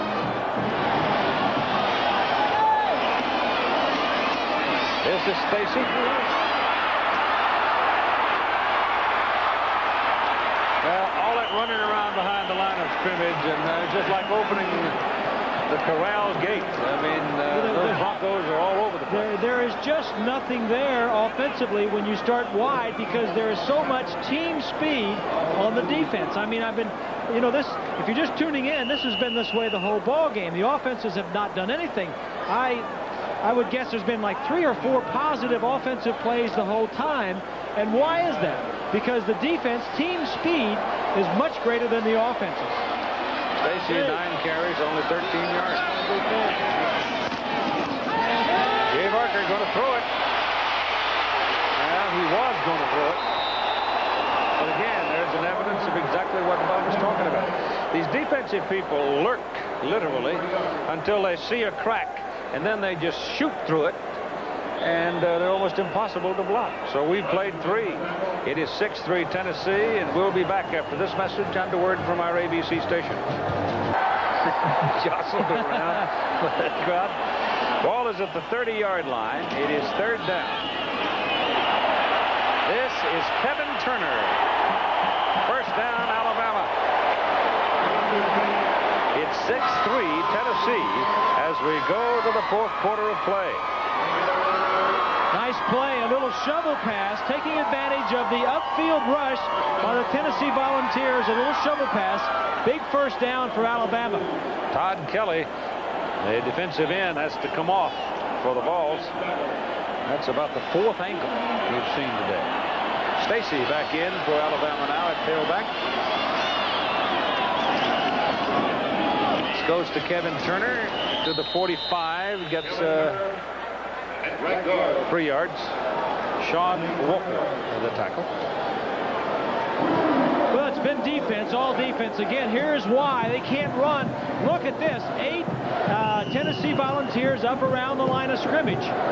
It's tough to run against an 8-man front. He is substituting a linebacker, taking out a cornerback on 1st and 10 to stop the run of Alabama. And as long as I've known Larry Lacewell, he ain't going to change unless you make it. That's right. He's just sitting there and slapping your ears off, and you got to do something different. That pass right there might help. Tight end Buskey gets a 1st down for Alabama. Let's check in with Roger Pueblo. Thanks, Keith. Division I AA, Middle Tennessee State against Florida State in Tallahassee. Casey Weldon to Shannon Baker. Well, yeah, they counted it a touchdown.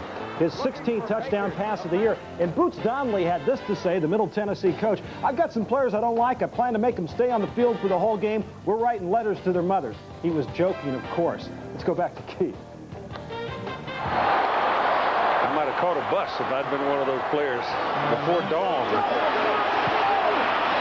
That's one of those games that you have, Surratt Stacy, that you have to play them, like Cal State Long Beach playing Miami. That's a mismatch. You know it is going in, but it's a payday for Cal State Long Beach. It's a win for Miami. It's just like this one. That's a win for Florida State. And Gene Stallings had a heck of a line last night. He was talking about having 3 easy games in a row, and he said, sure, you call Tulane easy, and you call that team easy, and Chattanooga easy. Well, you just try losing one. Lose one. See how easy it is. This is Saran Stacy. And he's got another Alabama first down. So all of a sudden, with that one pass downfield, stretching Tennessee's defense vertically, has seemingly opened the door here, and the Tide's on the move. It seems to have come with the insertion of Jay Barker at quarterback with the injury to Woodson.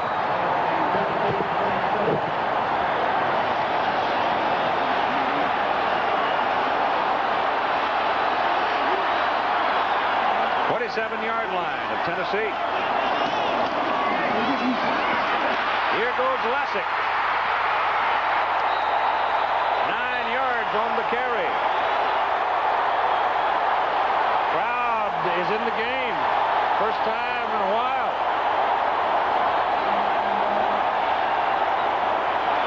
Pretty good blocking up front. Just a stalemate. The offensive line just didn't really move the Tennessee defensive line, but just held them, and Lassick made a good move to get through. Houston's in at fullback. Goes to Stacy. Slowed up, but picks up the first down, it seems anyway, on the mark.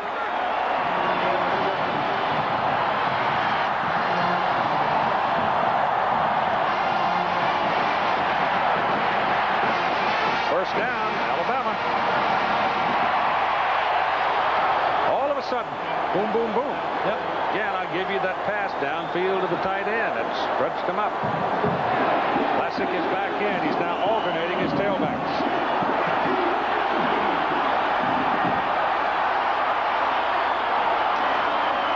Lassick.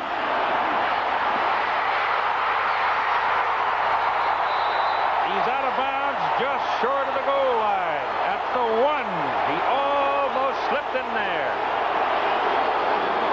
Lewis got just enough of him to make him hit the chalk at the 1.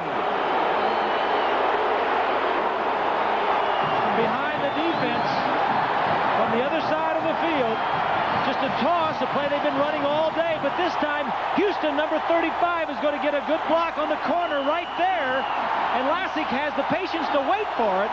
Gets down to about the 1-yard line. Kind of funny, Lassick's walking around up the sideline, leaving the game, calling for the crowd to cheer, not on the field. Everybody else is saying, hey, be quiet, we can't talk. Barker gives it to Stacy. Touchdown, Alabama. They've got the lead.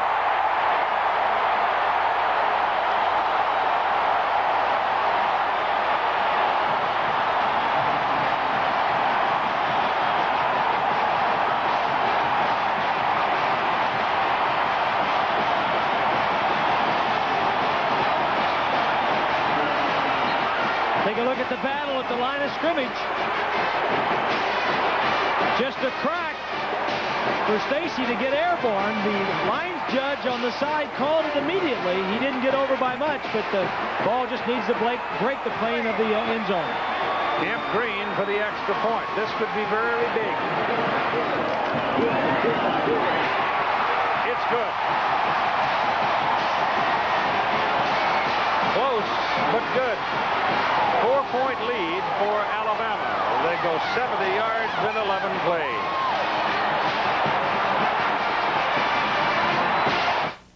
James Barker has it's up the tempo for Alabama, and as a result of that, they go 70 yards in one big pass play. And the two tailbacks played a major role in putting that thing in the end zone to lead 10-6.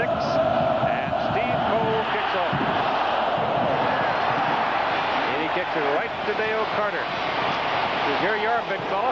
Have a shot at it. And he comes back to the 26.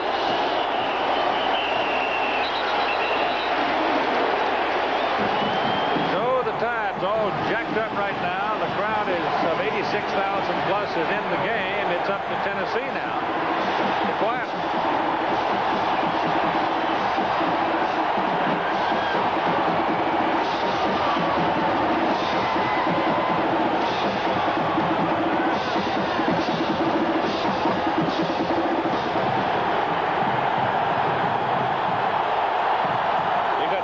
Tailback.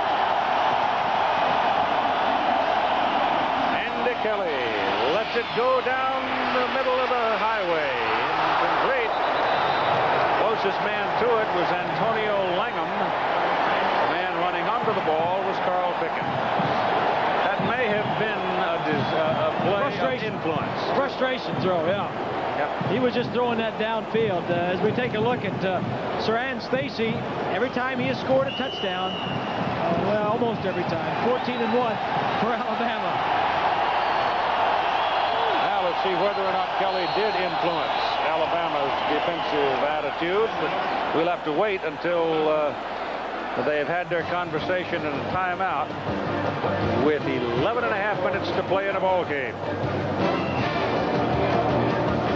Probably have to be as old as I am to recognize that. That's Tuxedo Junction, comes from 1939, and it came out of Birmingham, made famous by Erskine Hawkins. Tuxedo Junction got its name from the streetcar line crossing at the corner of Tuxedo Park, the residential area in the city. Great piece of music.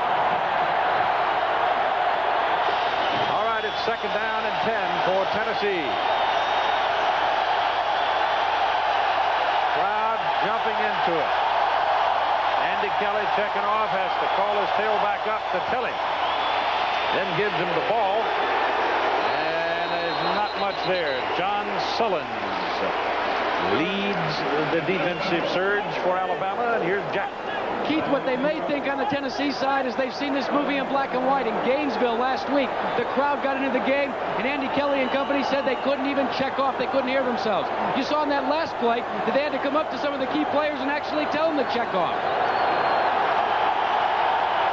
Well, that's the problem when you're on the road, and you make provisions for that when you're home at practice.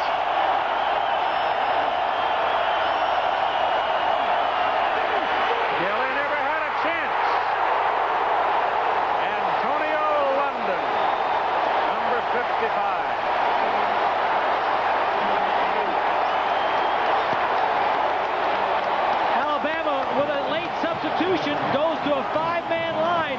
The man that gets him is going to come around the outside of the screen of the offensive tackle, top of your screen. Late substitution, good defensive point. And Hutton is in to punt with Chris Anderson deep for Alabama. Good kick by Hutton. He grows up, he might be pretty good.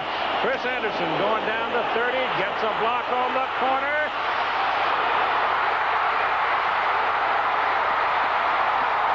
And he's all the way down to the Tennessee 15-yard line. First down, Alabama.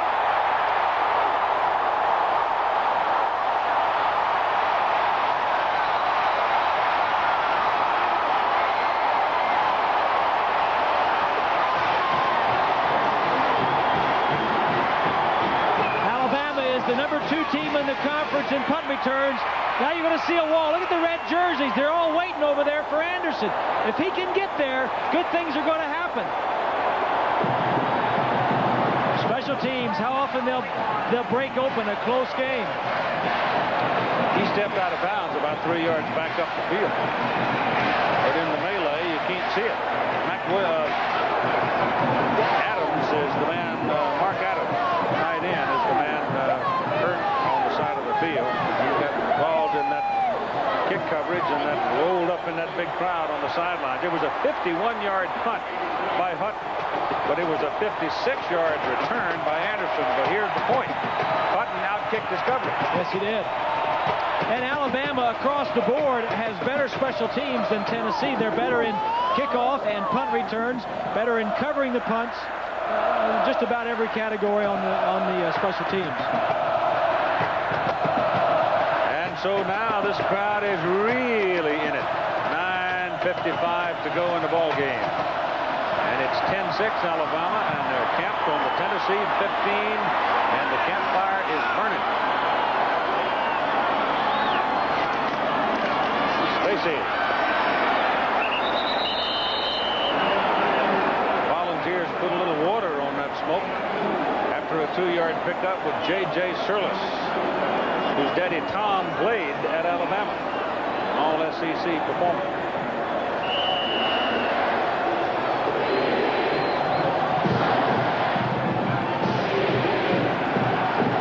Second down and 8. Classic.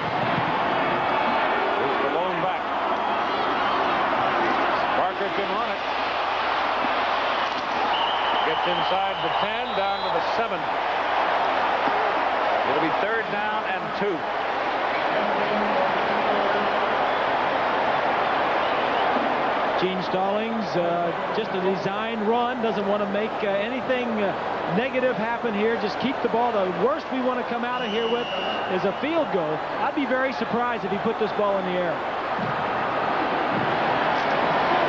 I'll tell you what, a touchdown sure would be big, wouldn't it? Yeah, but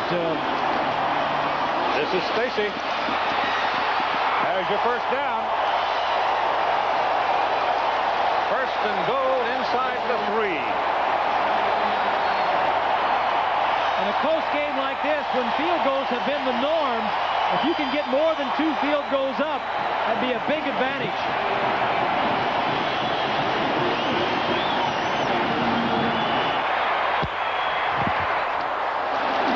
Tennessee tight end Mark Adams has a bruised shoulder.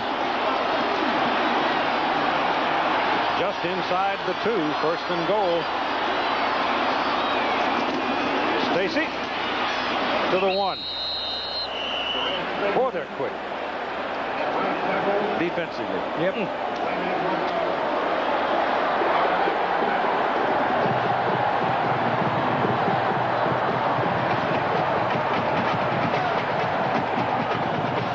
You see the number 23 on Ernest Fields, who made that tackle. The reason he wears 23, he's a linebacker, is because he used to be a running back. A lot of these guys that wear these low numbers used to be running backs that grew up and with the speed, brought the speed with them, and now they play linebacker. Classic. Touchdown, Alabama. Looks like he pulled a muscle right there at the end. I don't know. Well, he's showing off in the end zone, but he looks... Yeah, it looks like he's holding his hamstring. Yes, he wanted to get up and celebrate just a little before he had to go off. Yep, I think he's pulled one too. Good block there, good cut up, and then back to the outside. Right there. There it is. Right there, yeah. Oh, you can feel it all the way up here. Camp Green for the extra point. Penalty flag, it is good. Let's see about the flag.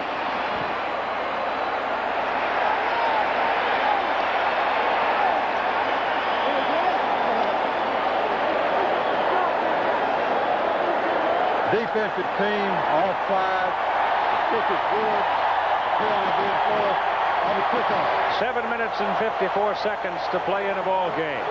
Alabama has a handle on it right now at 17-6, trying to win 6 in a row. A 56-yard punt return by Anderson. Classic's walking around now. Maybe it's not too severe. Steve Cole will kick off from the 40 because of the offside penalty. Dale Carter's the man deep for Tennessee. This time they don't kick it to Carter. They kick it short, give up some distance in order to keep it away from him. Mose Phillips is going to wind up with a ball at the 15-yard line. And you got another flag way back up here at the 40-yard line. So I got a hunch that a whole lot of folks are going to have to come back this way. Alabama was offside.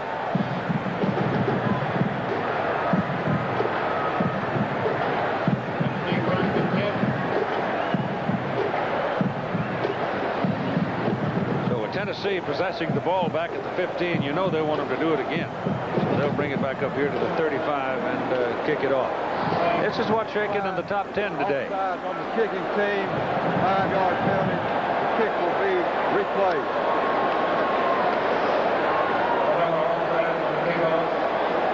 Florida State rumbling along. I don't think the Seminoles ought to have any trouble until they get down to November 16th. I'll tell you a team that a lot of people don't know about, and that's the Washington Huskies. You got that right. Especially east of the Mississippi. We've seen them a couple of times, and they are, you talk about quick. These two teams have quick defenses. Put Washington right there with them. Except the Huskies got everything to go with it. Yep, they sure do. So put it back on the 35, and Cole will re-kick it.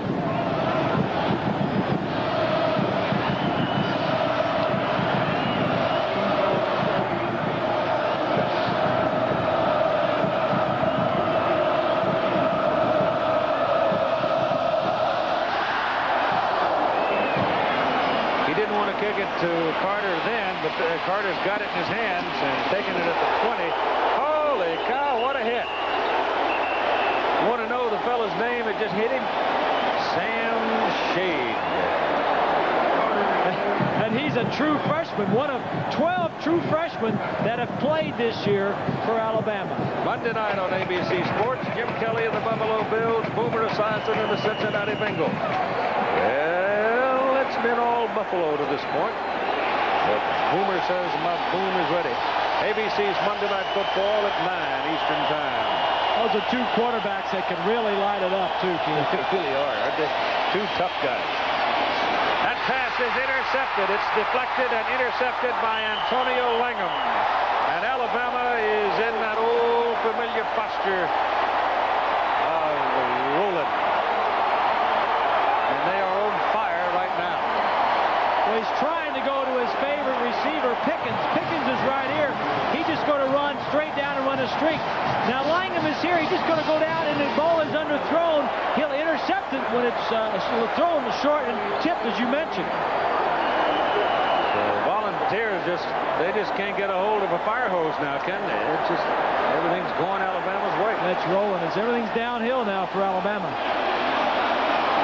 Kelly in this half, not too good. 2 out of 5, 15 yards and interception. This is Stacy. He's still going. And he's inside the 10, out of bounds, first down and goal, Alabama at the Tennessee 8-yard line.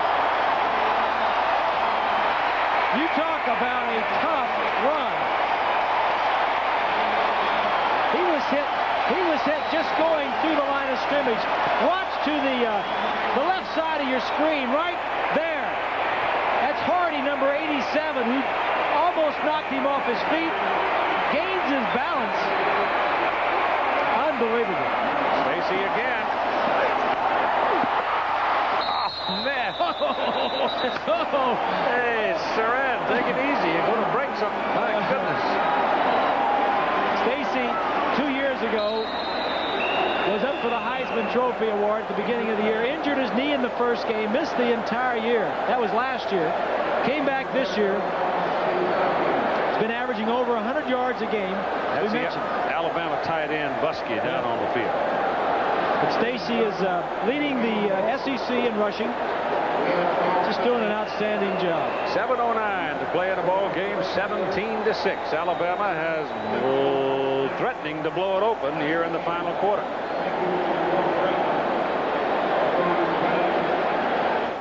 Field goal makes it 20.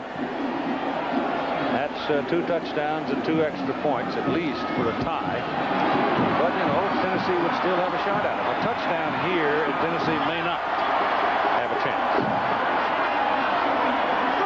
Turner's a man in motion, the fullback. They go the other way, give it to Saran Stacy, and he scores.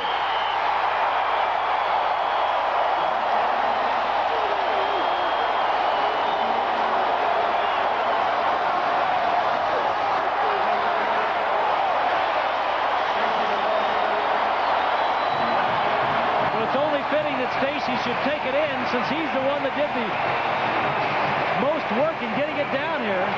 Lots of blockers up front. And it's speed to the sideline. And he just barely gets it in. Green for the point.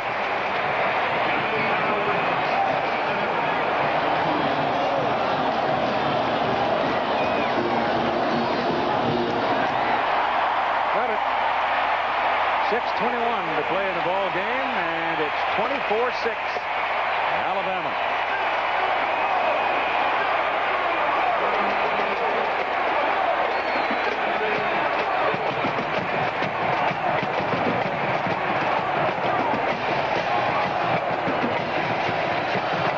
They have blown it wide open in the 4th quarter.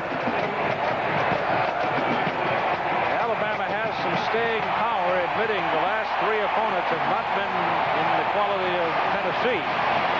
But in the last 4 games, including this one, Alabama has outscored the opposition 187-30. That's decisive. And a lot of that's come late. They've They last. They play 60 minutes. Let's go back and take a look at the interception. Watch 94, left your screen right there. Just gets a tip of the ball. That's Copeland. Langham gets the interception, 43. But Copeland, number 94, is the man that's responsible for it. That set up the last touchdown.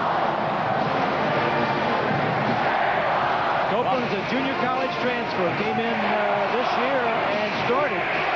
He's a native son, but he went down to Mississippi. He was to junior college and came back. High kick to Ronald Davis. Wide out, back on the 3-yard line. Whoa.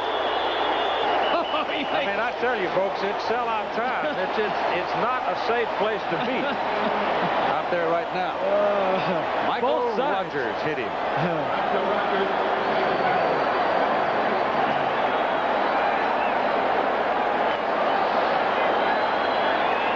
Stacy had a yard in the first quarter of the game, 0 in the second. Here you're looking at the numbers on Andy Kelly in the first half and the second half. I'll give you Stacy in a minute.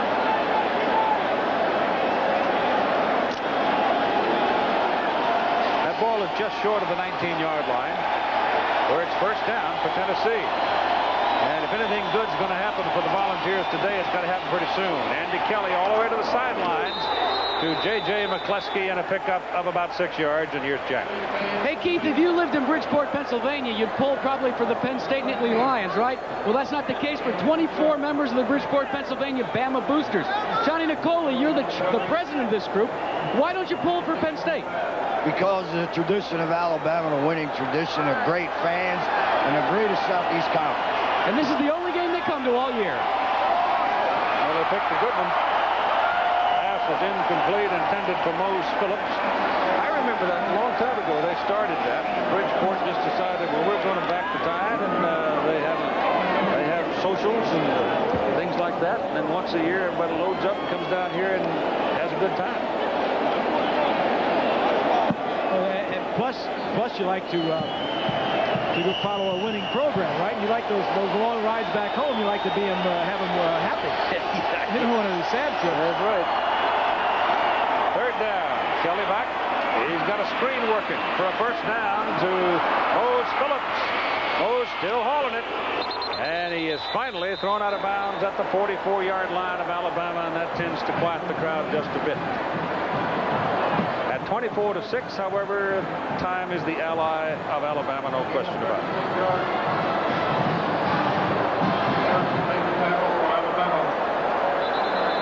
That'll be Antonio London, who has played a big ball game today defensively for Alabama. First quarter, Tennessee had a chance. Alabama got the lead on Green's 21-yarder, and then when Tennessee couldn't convert a fumble, they wound up a 3-3 tie in the second quarter on Bexvort's field goal, then took the lead at halftime as John hit one from 43. But in the fourth quarter, the Tide started to turn things around. Stacy from a yard out, Lassick from a yard out, and Stacy from 3 yards out. And that's where we are, 24-6. Tennessee with the first kind of a threat in a long time from the 44-yard line. Andy Kelly's pass is good. The pass is caught by Faulkner, his second catch of the ball game. He has not seen the ball since the first quarter of play. It's first down Tennessee inside the Alabama 15. Well, not many wide receivers for Tennessee have seen the ball in the second half.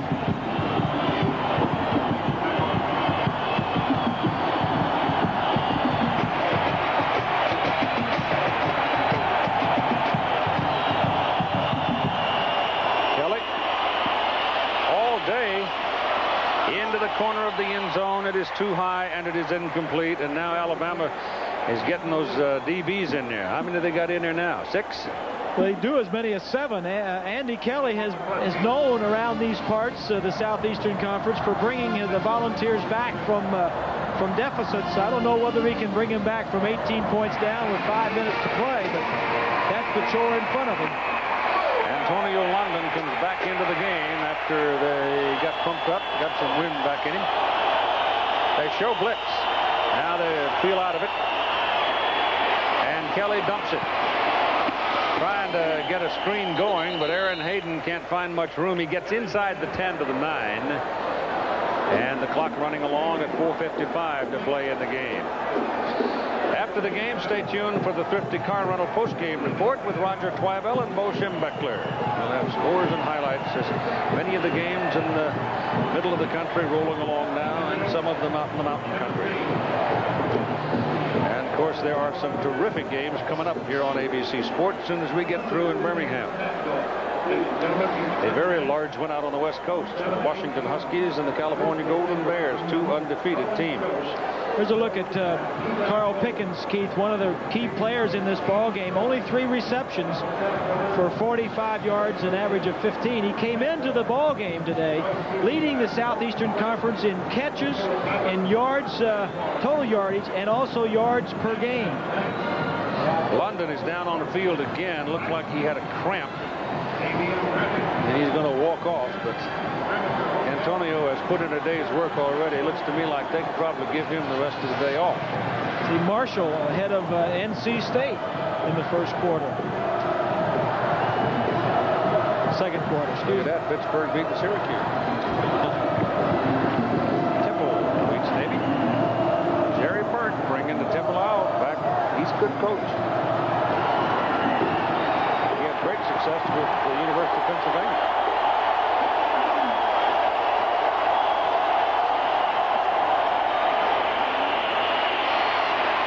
Kelly keeps it, dives for the goal line, and they don't give it to him. But he'll have a first down just short of the goal line. It's a good play by Andy Kelly. Again, Alabama dropping everybody off into the end zone, and nobody was open, but there was a lot of room for him to run, and he took advantage of it. Got to remember that Tennessee played a very tough, emotional game last week against Florida. The dive, and it's touchdown Hayden. And the Volunteers have answered some. The scheduling is so important, Keith. I mean, just playing Florida and Alabama is tough enough, but to play them both on the road and back-to-back on the road, that's very difficult. If they would have had them both at home in Knoxville, the chances of them beating both of them would probably been pretty good. You know about scheduling. Remember that story I was telling you last night about when General Nealon's up, Scrappy Moore was coach at Chattanooga, and Tennessee's going to go for 2 here. And Alabama, they always played Chattanooga before the Alabama game. I'll finish it in a minute. Let's watch them go for 2 here.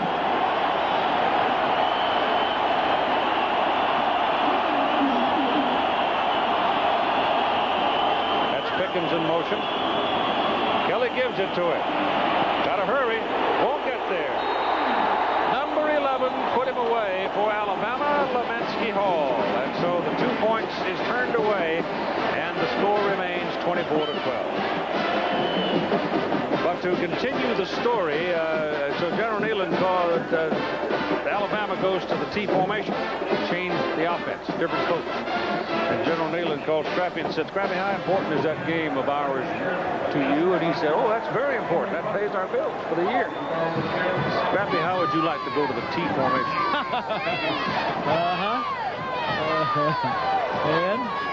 And did he help him go to it? Play the same defense and same offense. Yep. 4:25 to go in the game now, and 24-12. Well, you're looking at an onside kick here. Tennessee is down by 12 points with 4.5 minutes to play.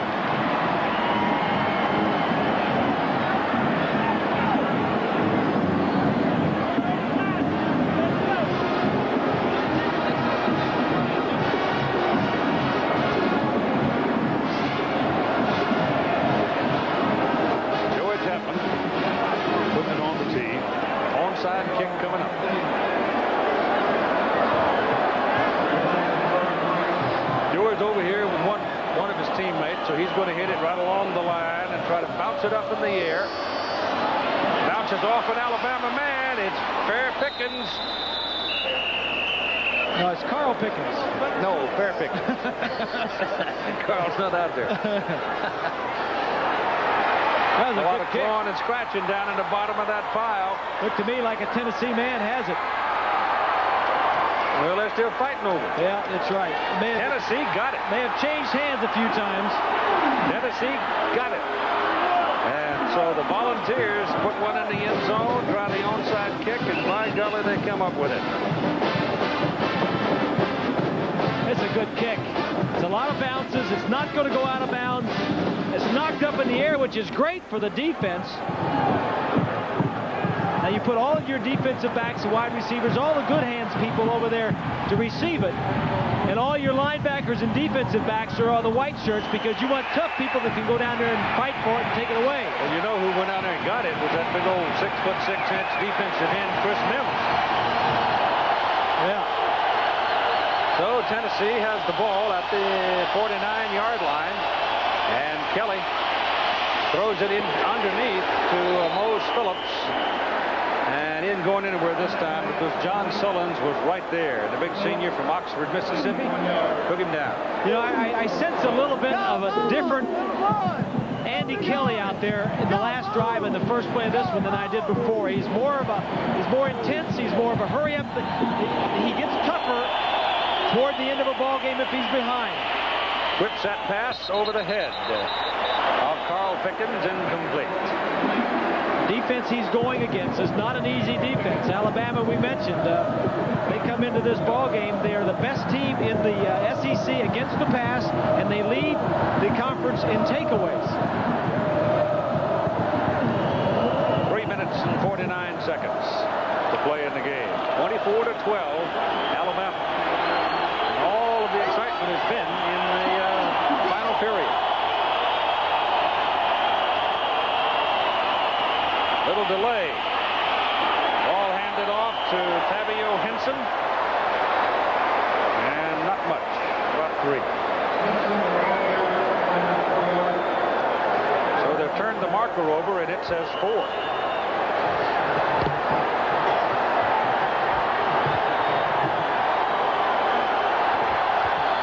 Could be right here the last gasp for Tennessee. And so as a result, they call a timeout to talk about things.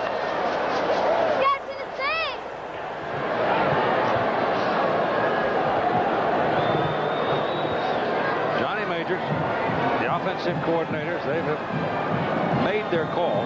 He's letting the quarterback coach, the offensive coordinator, those people deal with it.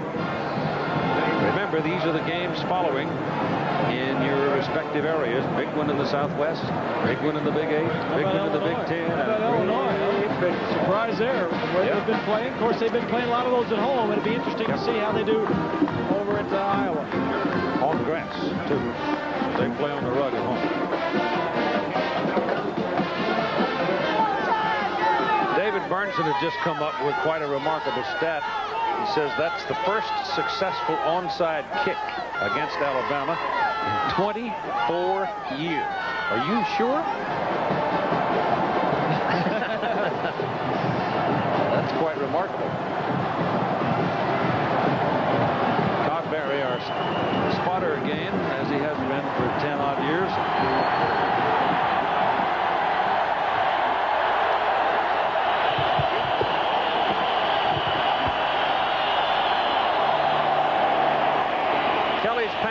Is complete. That is a first down. He goes to the big play man, Carl Pickens, and Pickens picks off the first down. That'll move the chains to stop the clocks at 3:15 to play in the game. Alabama has contained Pickens pretty well. We showed you that graphic a little earlier, having caught only 3 passes for about 45 yards. Makes a big play there to continue the drive. Mark it just inside the 30.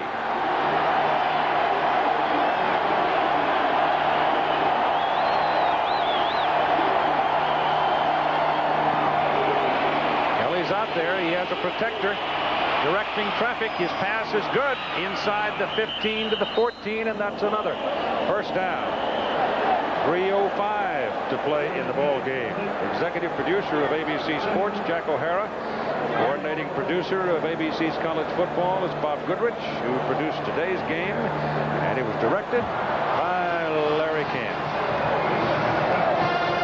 Tennessee shrugging off a 5-yard offside penalty against Alabama to keep the ball in the play. Well, you mentioned about that onside kick, the first one in 27 years against Alabama. Tennessee may need to do it again. Yep. 3 minutes on first down. Kelly throws out of bounds, incomplete. We continue to pay my due respects to those who have made this whole thing work today. Our technical director, Gary Larkins, associate producer for college football, Jim Ressler.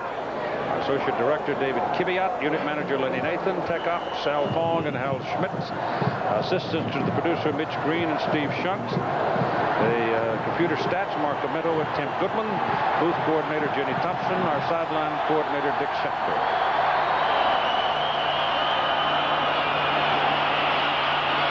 That's a good tough run by Aaron Hayden. And Hayden wrestles his way inside the 10, close to the 8. But time now, like the shifting sands. Put the ball at the 9-yard line.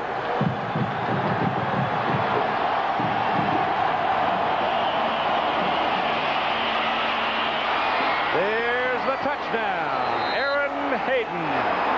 So Tennessee has gone bang bang on the scoreboard. Big effort by Hayden. Hayden, just a true freshman, playing in only his 7th game. See Johnny Major signaling we're going for 1 point. This will make it a 24-19 ball game with 2 minutes and 25 seconds to play. Everybody is spread out. Red shirts back defending the pass.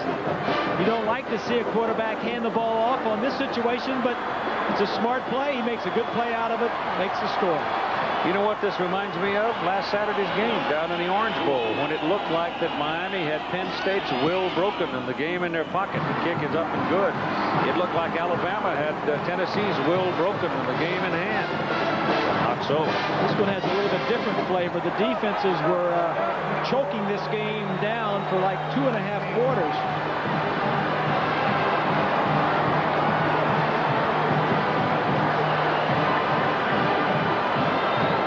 And 25 seconds to play.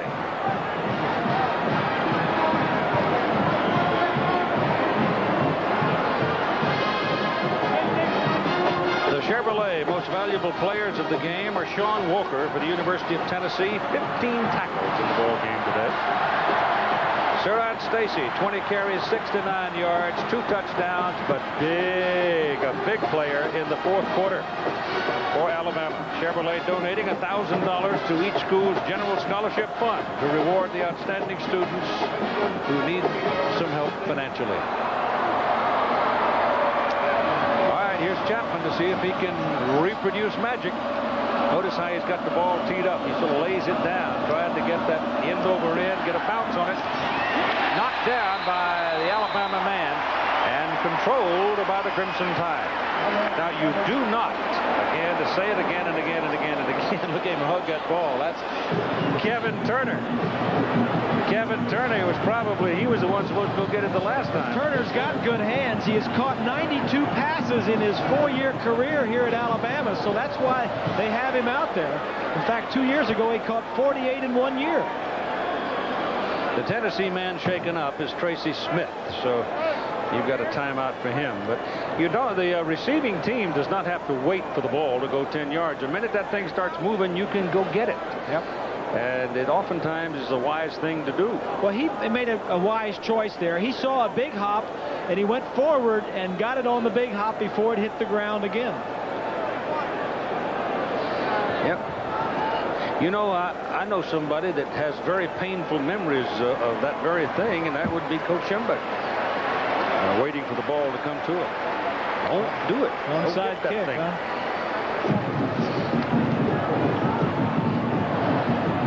Well, Turner, not only does Turner, Keith, have good hands, but he's made his 35th start of the year. He's been around here quite a long time and has been very productive for the Crimson Tide. Somebody you'd want out there in a situation like that.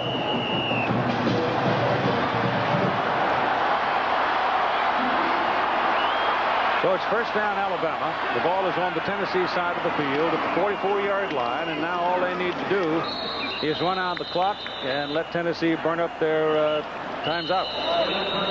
They have one remaining, and they just spin it. So from here on, all Bama has to do is just roll it. They might need one first down. Yeah, I think they will need one first down. Johnny Majors, of course, wants either to get a fumble, and if he can't get that, just hold them. 8-man front for sure, sometimes a 9-man front just to stop them. Well, Johnny had an old friend out in Iowa, a gentleman named Bob Dillon, who passed away this year. But Bob used to send notes to Johnny. We were talking about that last night. And this seems a fitting time to remind Johnny of one of the pieces of advice that Bob Dillon sent him.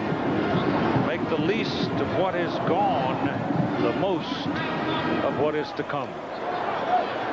Because unless there's some real magic here in the next few minutes, this one is gone. 24-19, Alabama.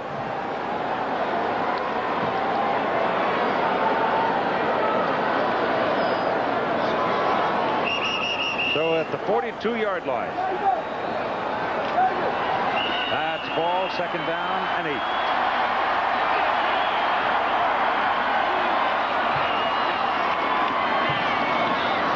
Stacy just covers it up. Running, coursing through the soul of the man with the ball is that old eternal advice. Do not drop it. As this, the fans are reacting to the Tennessee player on the ground. I don't. The fans think that he's faking, and I think something.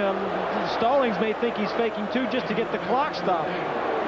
Well, it's there's nothing in the rules that stop this from happening. That's Sean Walker. I don't know if we got a replay or not to see if Sean Walker was injured. So while we got a timeout, let's go to Gene Stallings for a moment. And a comment he had last night regarding his time spent with Paul Bryant and Tom Landry. Well, our X's and O's weren't any better than anybody else's, but our players thought they were. You know, if Coach Bryant said it, well, that was good enough. And you know, and yet they were both very successful. Coach Landry would have been a successful college coach, and Coach Bryant would have been a successful pro coach. And of course, the factor of Paul Bryant being a pro coach, he had a deal with the Miami Dolphins in his pocket. And he decided to stay here after he'd had the meeting with the people over in Tuscaloosa. Yep. And replacing a legend, well, you see how hard it is. And here's Sean Walker being helped off the field now. We certainly hope he's all right. Well, if we lose him, that is an enormous. A lot of the fans here, pro Tide fans, think he's faking just to get that clock stopped. Yeah, if he gets over to the sideline and starts dancing after a drink of water, we'll know something, won't we? But they have started the clock again. No. Don't think so. Yes, they have. No, I mean, I'm looking at Walker. Oh, Walker. I think he's indeed damaged. Yeah. Clock is rolling. Parker giving the ball to Stacy. That ball came loose. He fumbled it. Unbelievable. Tennessee's going to get one more shot. This is unbelievable. There's your miracle.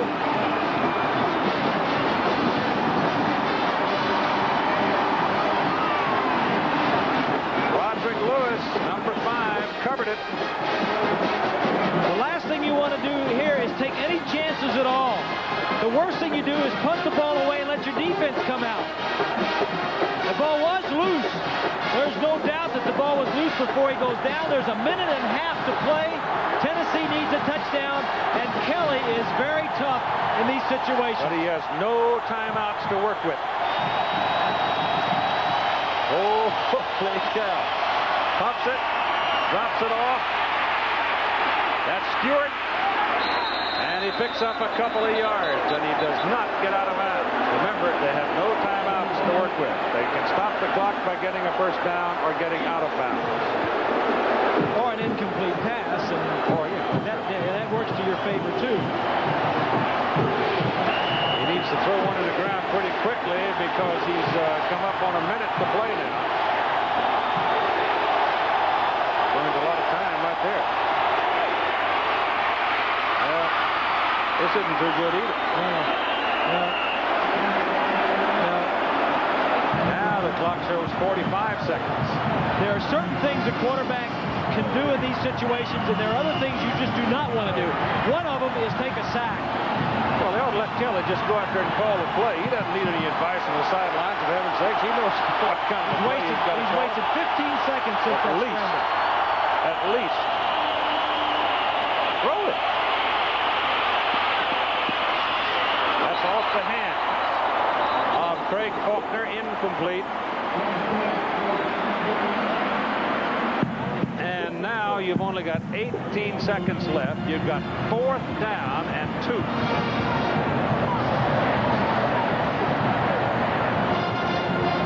Fourth and 2.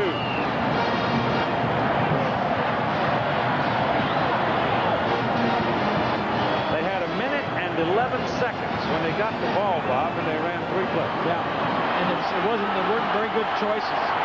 You got 2 problems. First of all, you need to pick up a 1st down. A quick out to the bottom of the screen would be good. This is it. Pickens will have your 1st down, and will stop your clock at 12 seconds.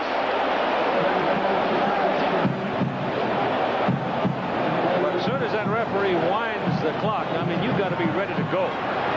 It's almost time to throw the ball deep down the field. You got maybe one chance for a deep out. You got 2 plays left. Now he throws it to the ground. He should have done that 3 plays ago. 10 seconds. It's easy up here, though, isn't it? Sure is. It really is. And, you know, Keith, no matter how many times you do this in practice, nothing is ever the same in a game. The situation just isn't quite the same as it is in the ball game. And you're right, you cannot do it from the sideline. The coach cannot coach you or tell you the plays. The player has to be in control on the field.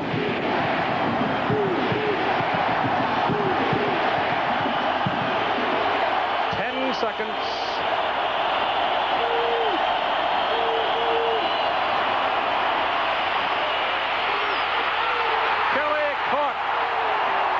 John Copeland. Game is over. Alabama's beaten Tennessee 6 straight times. 24-19 today.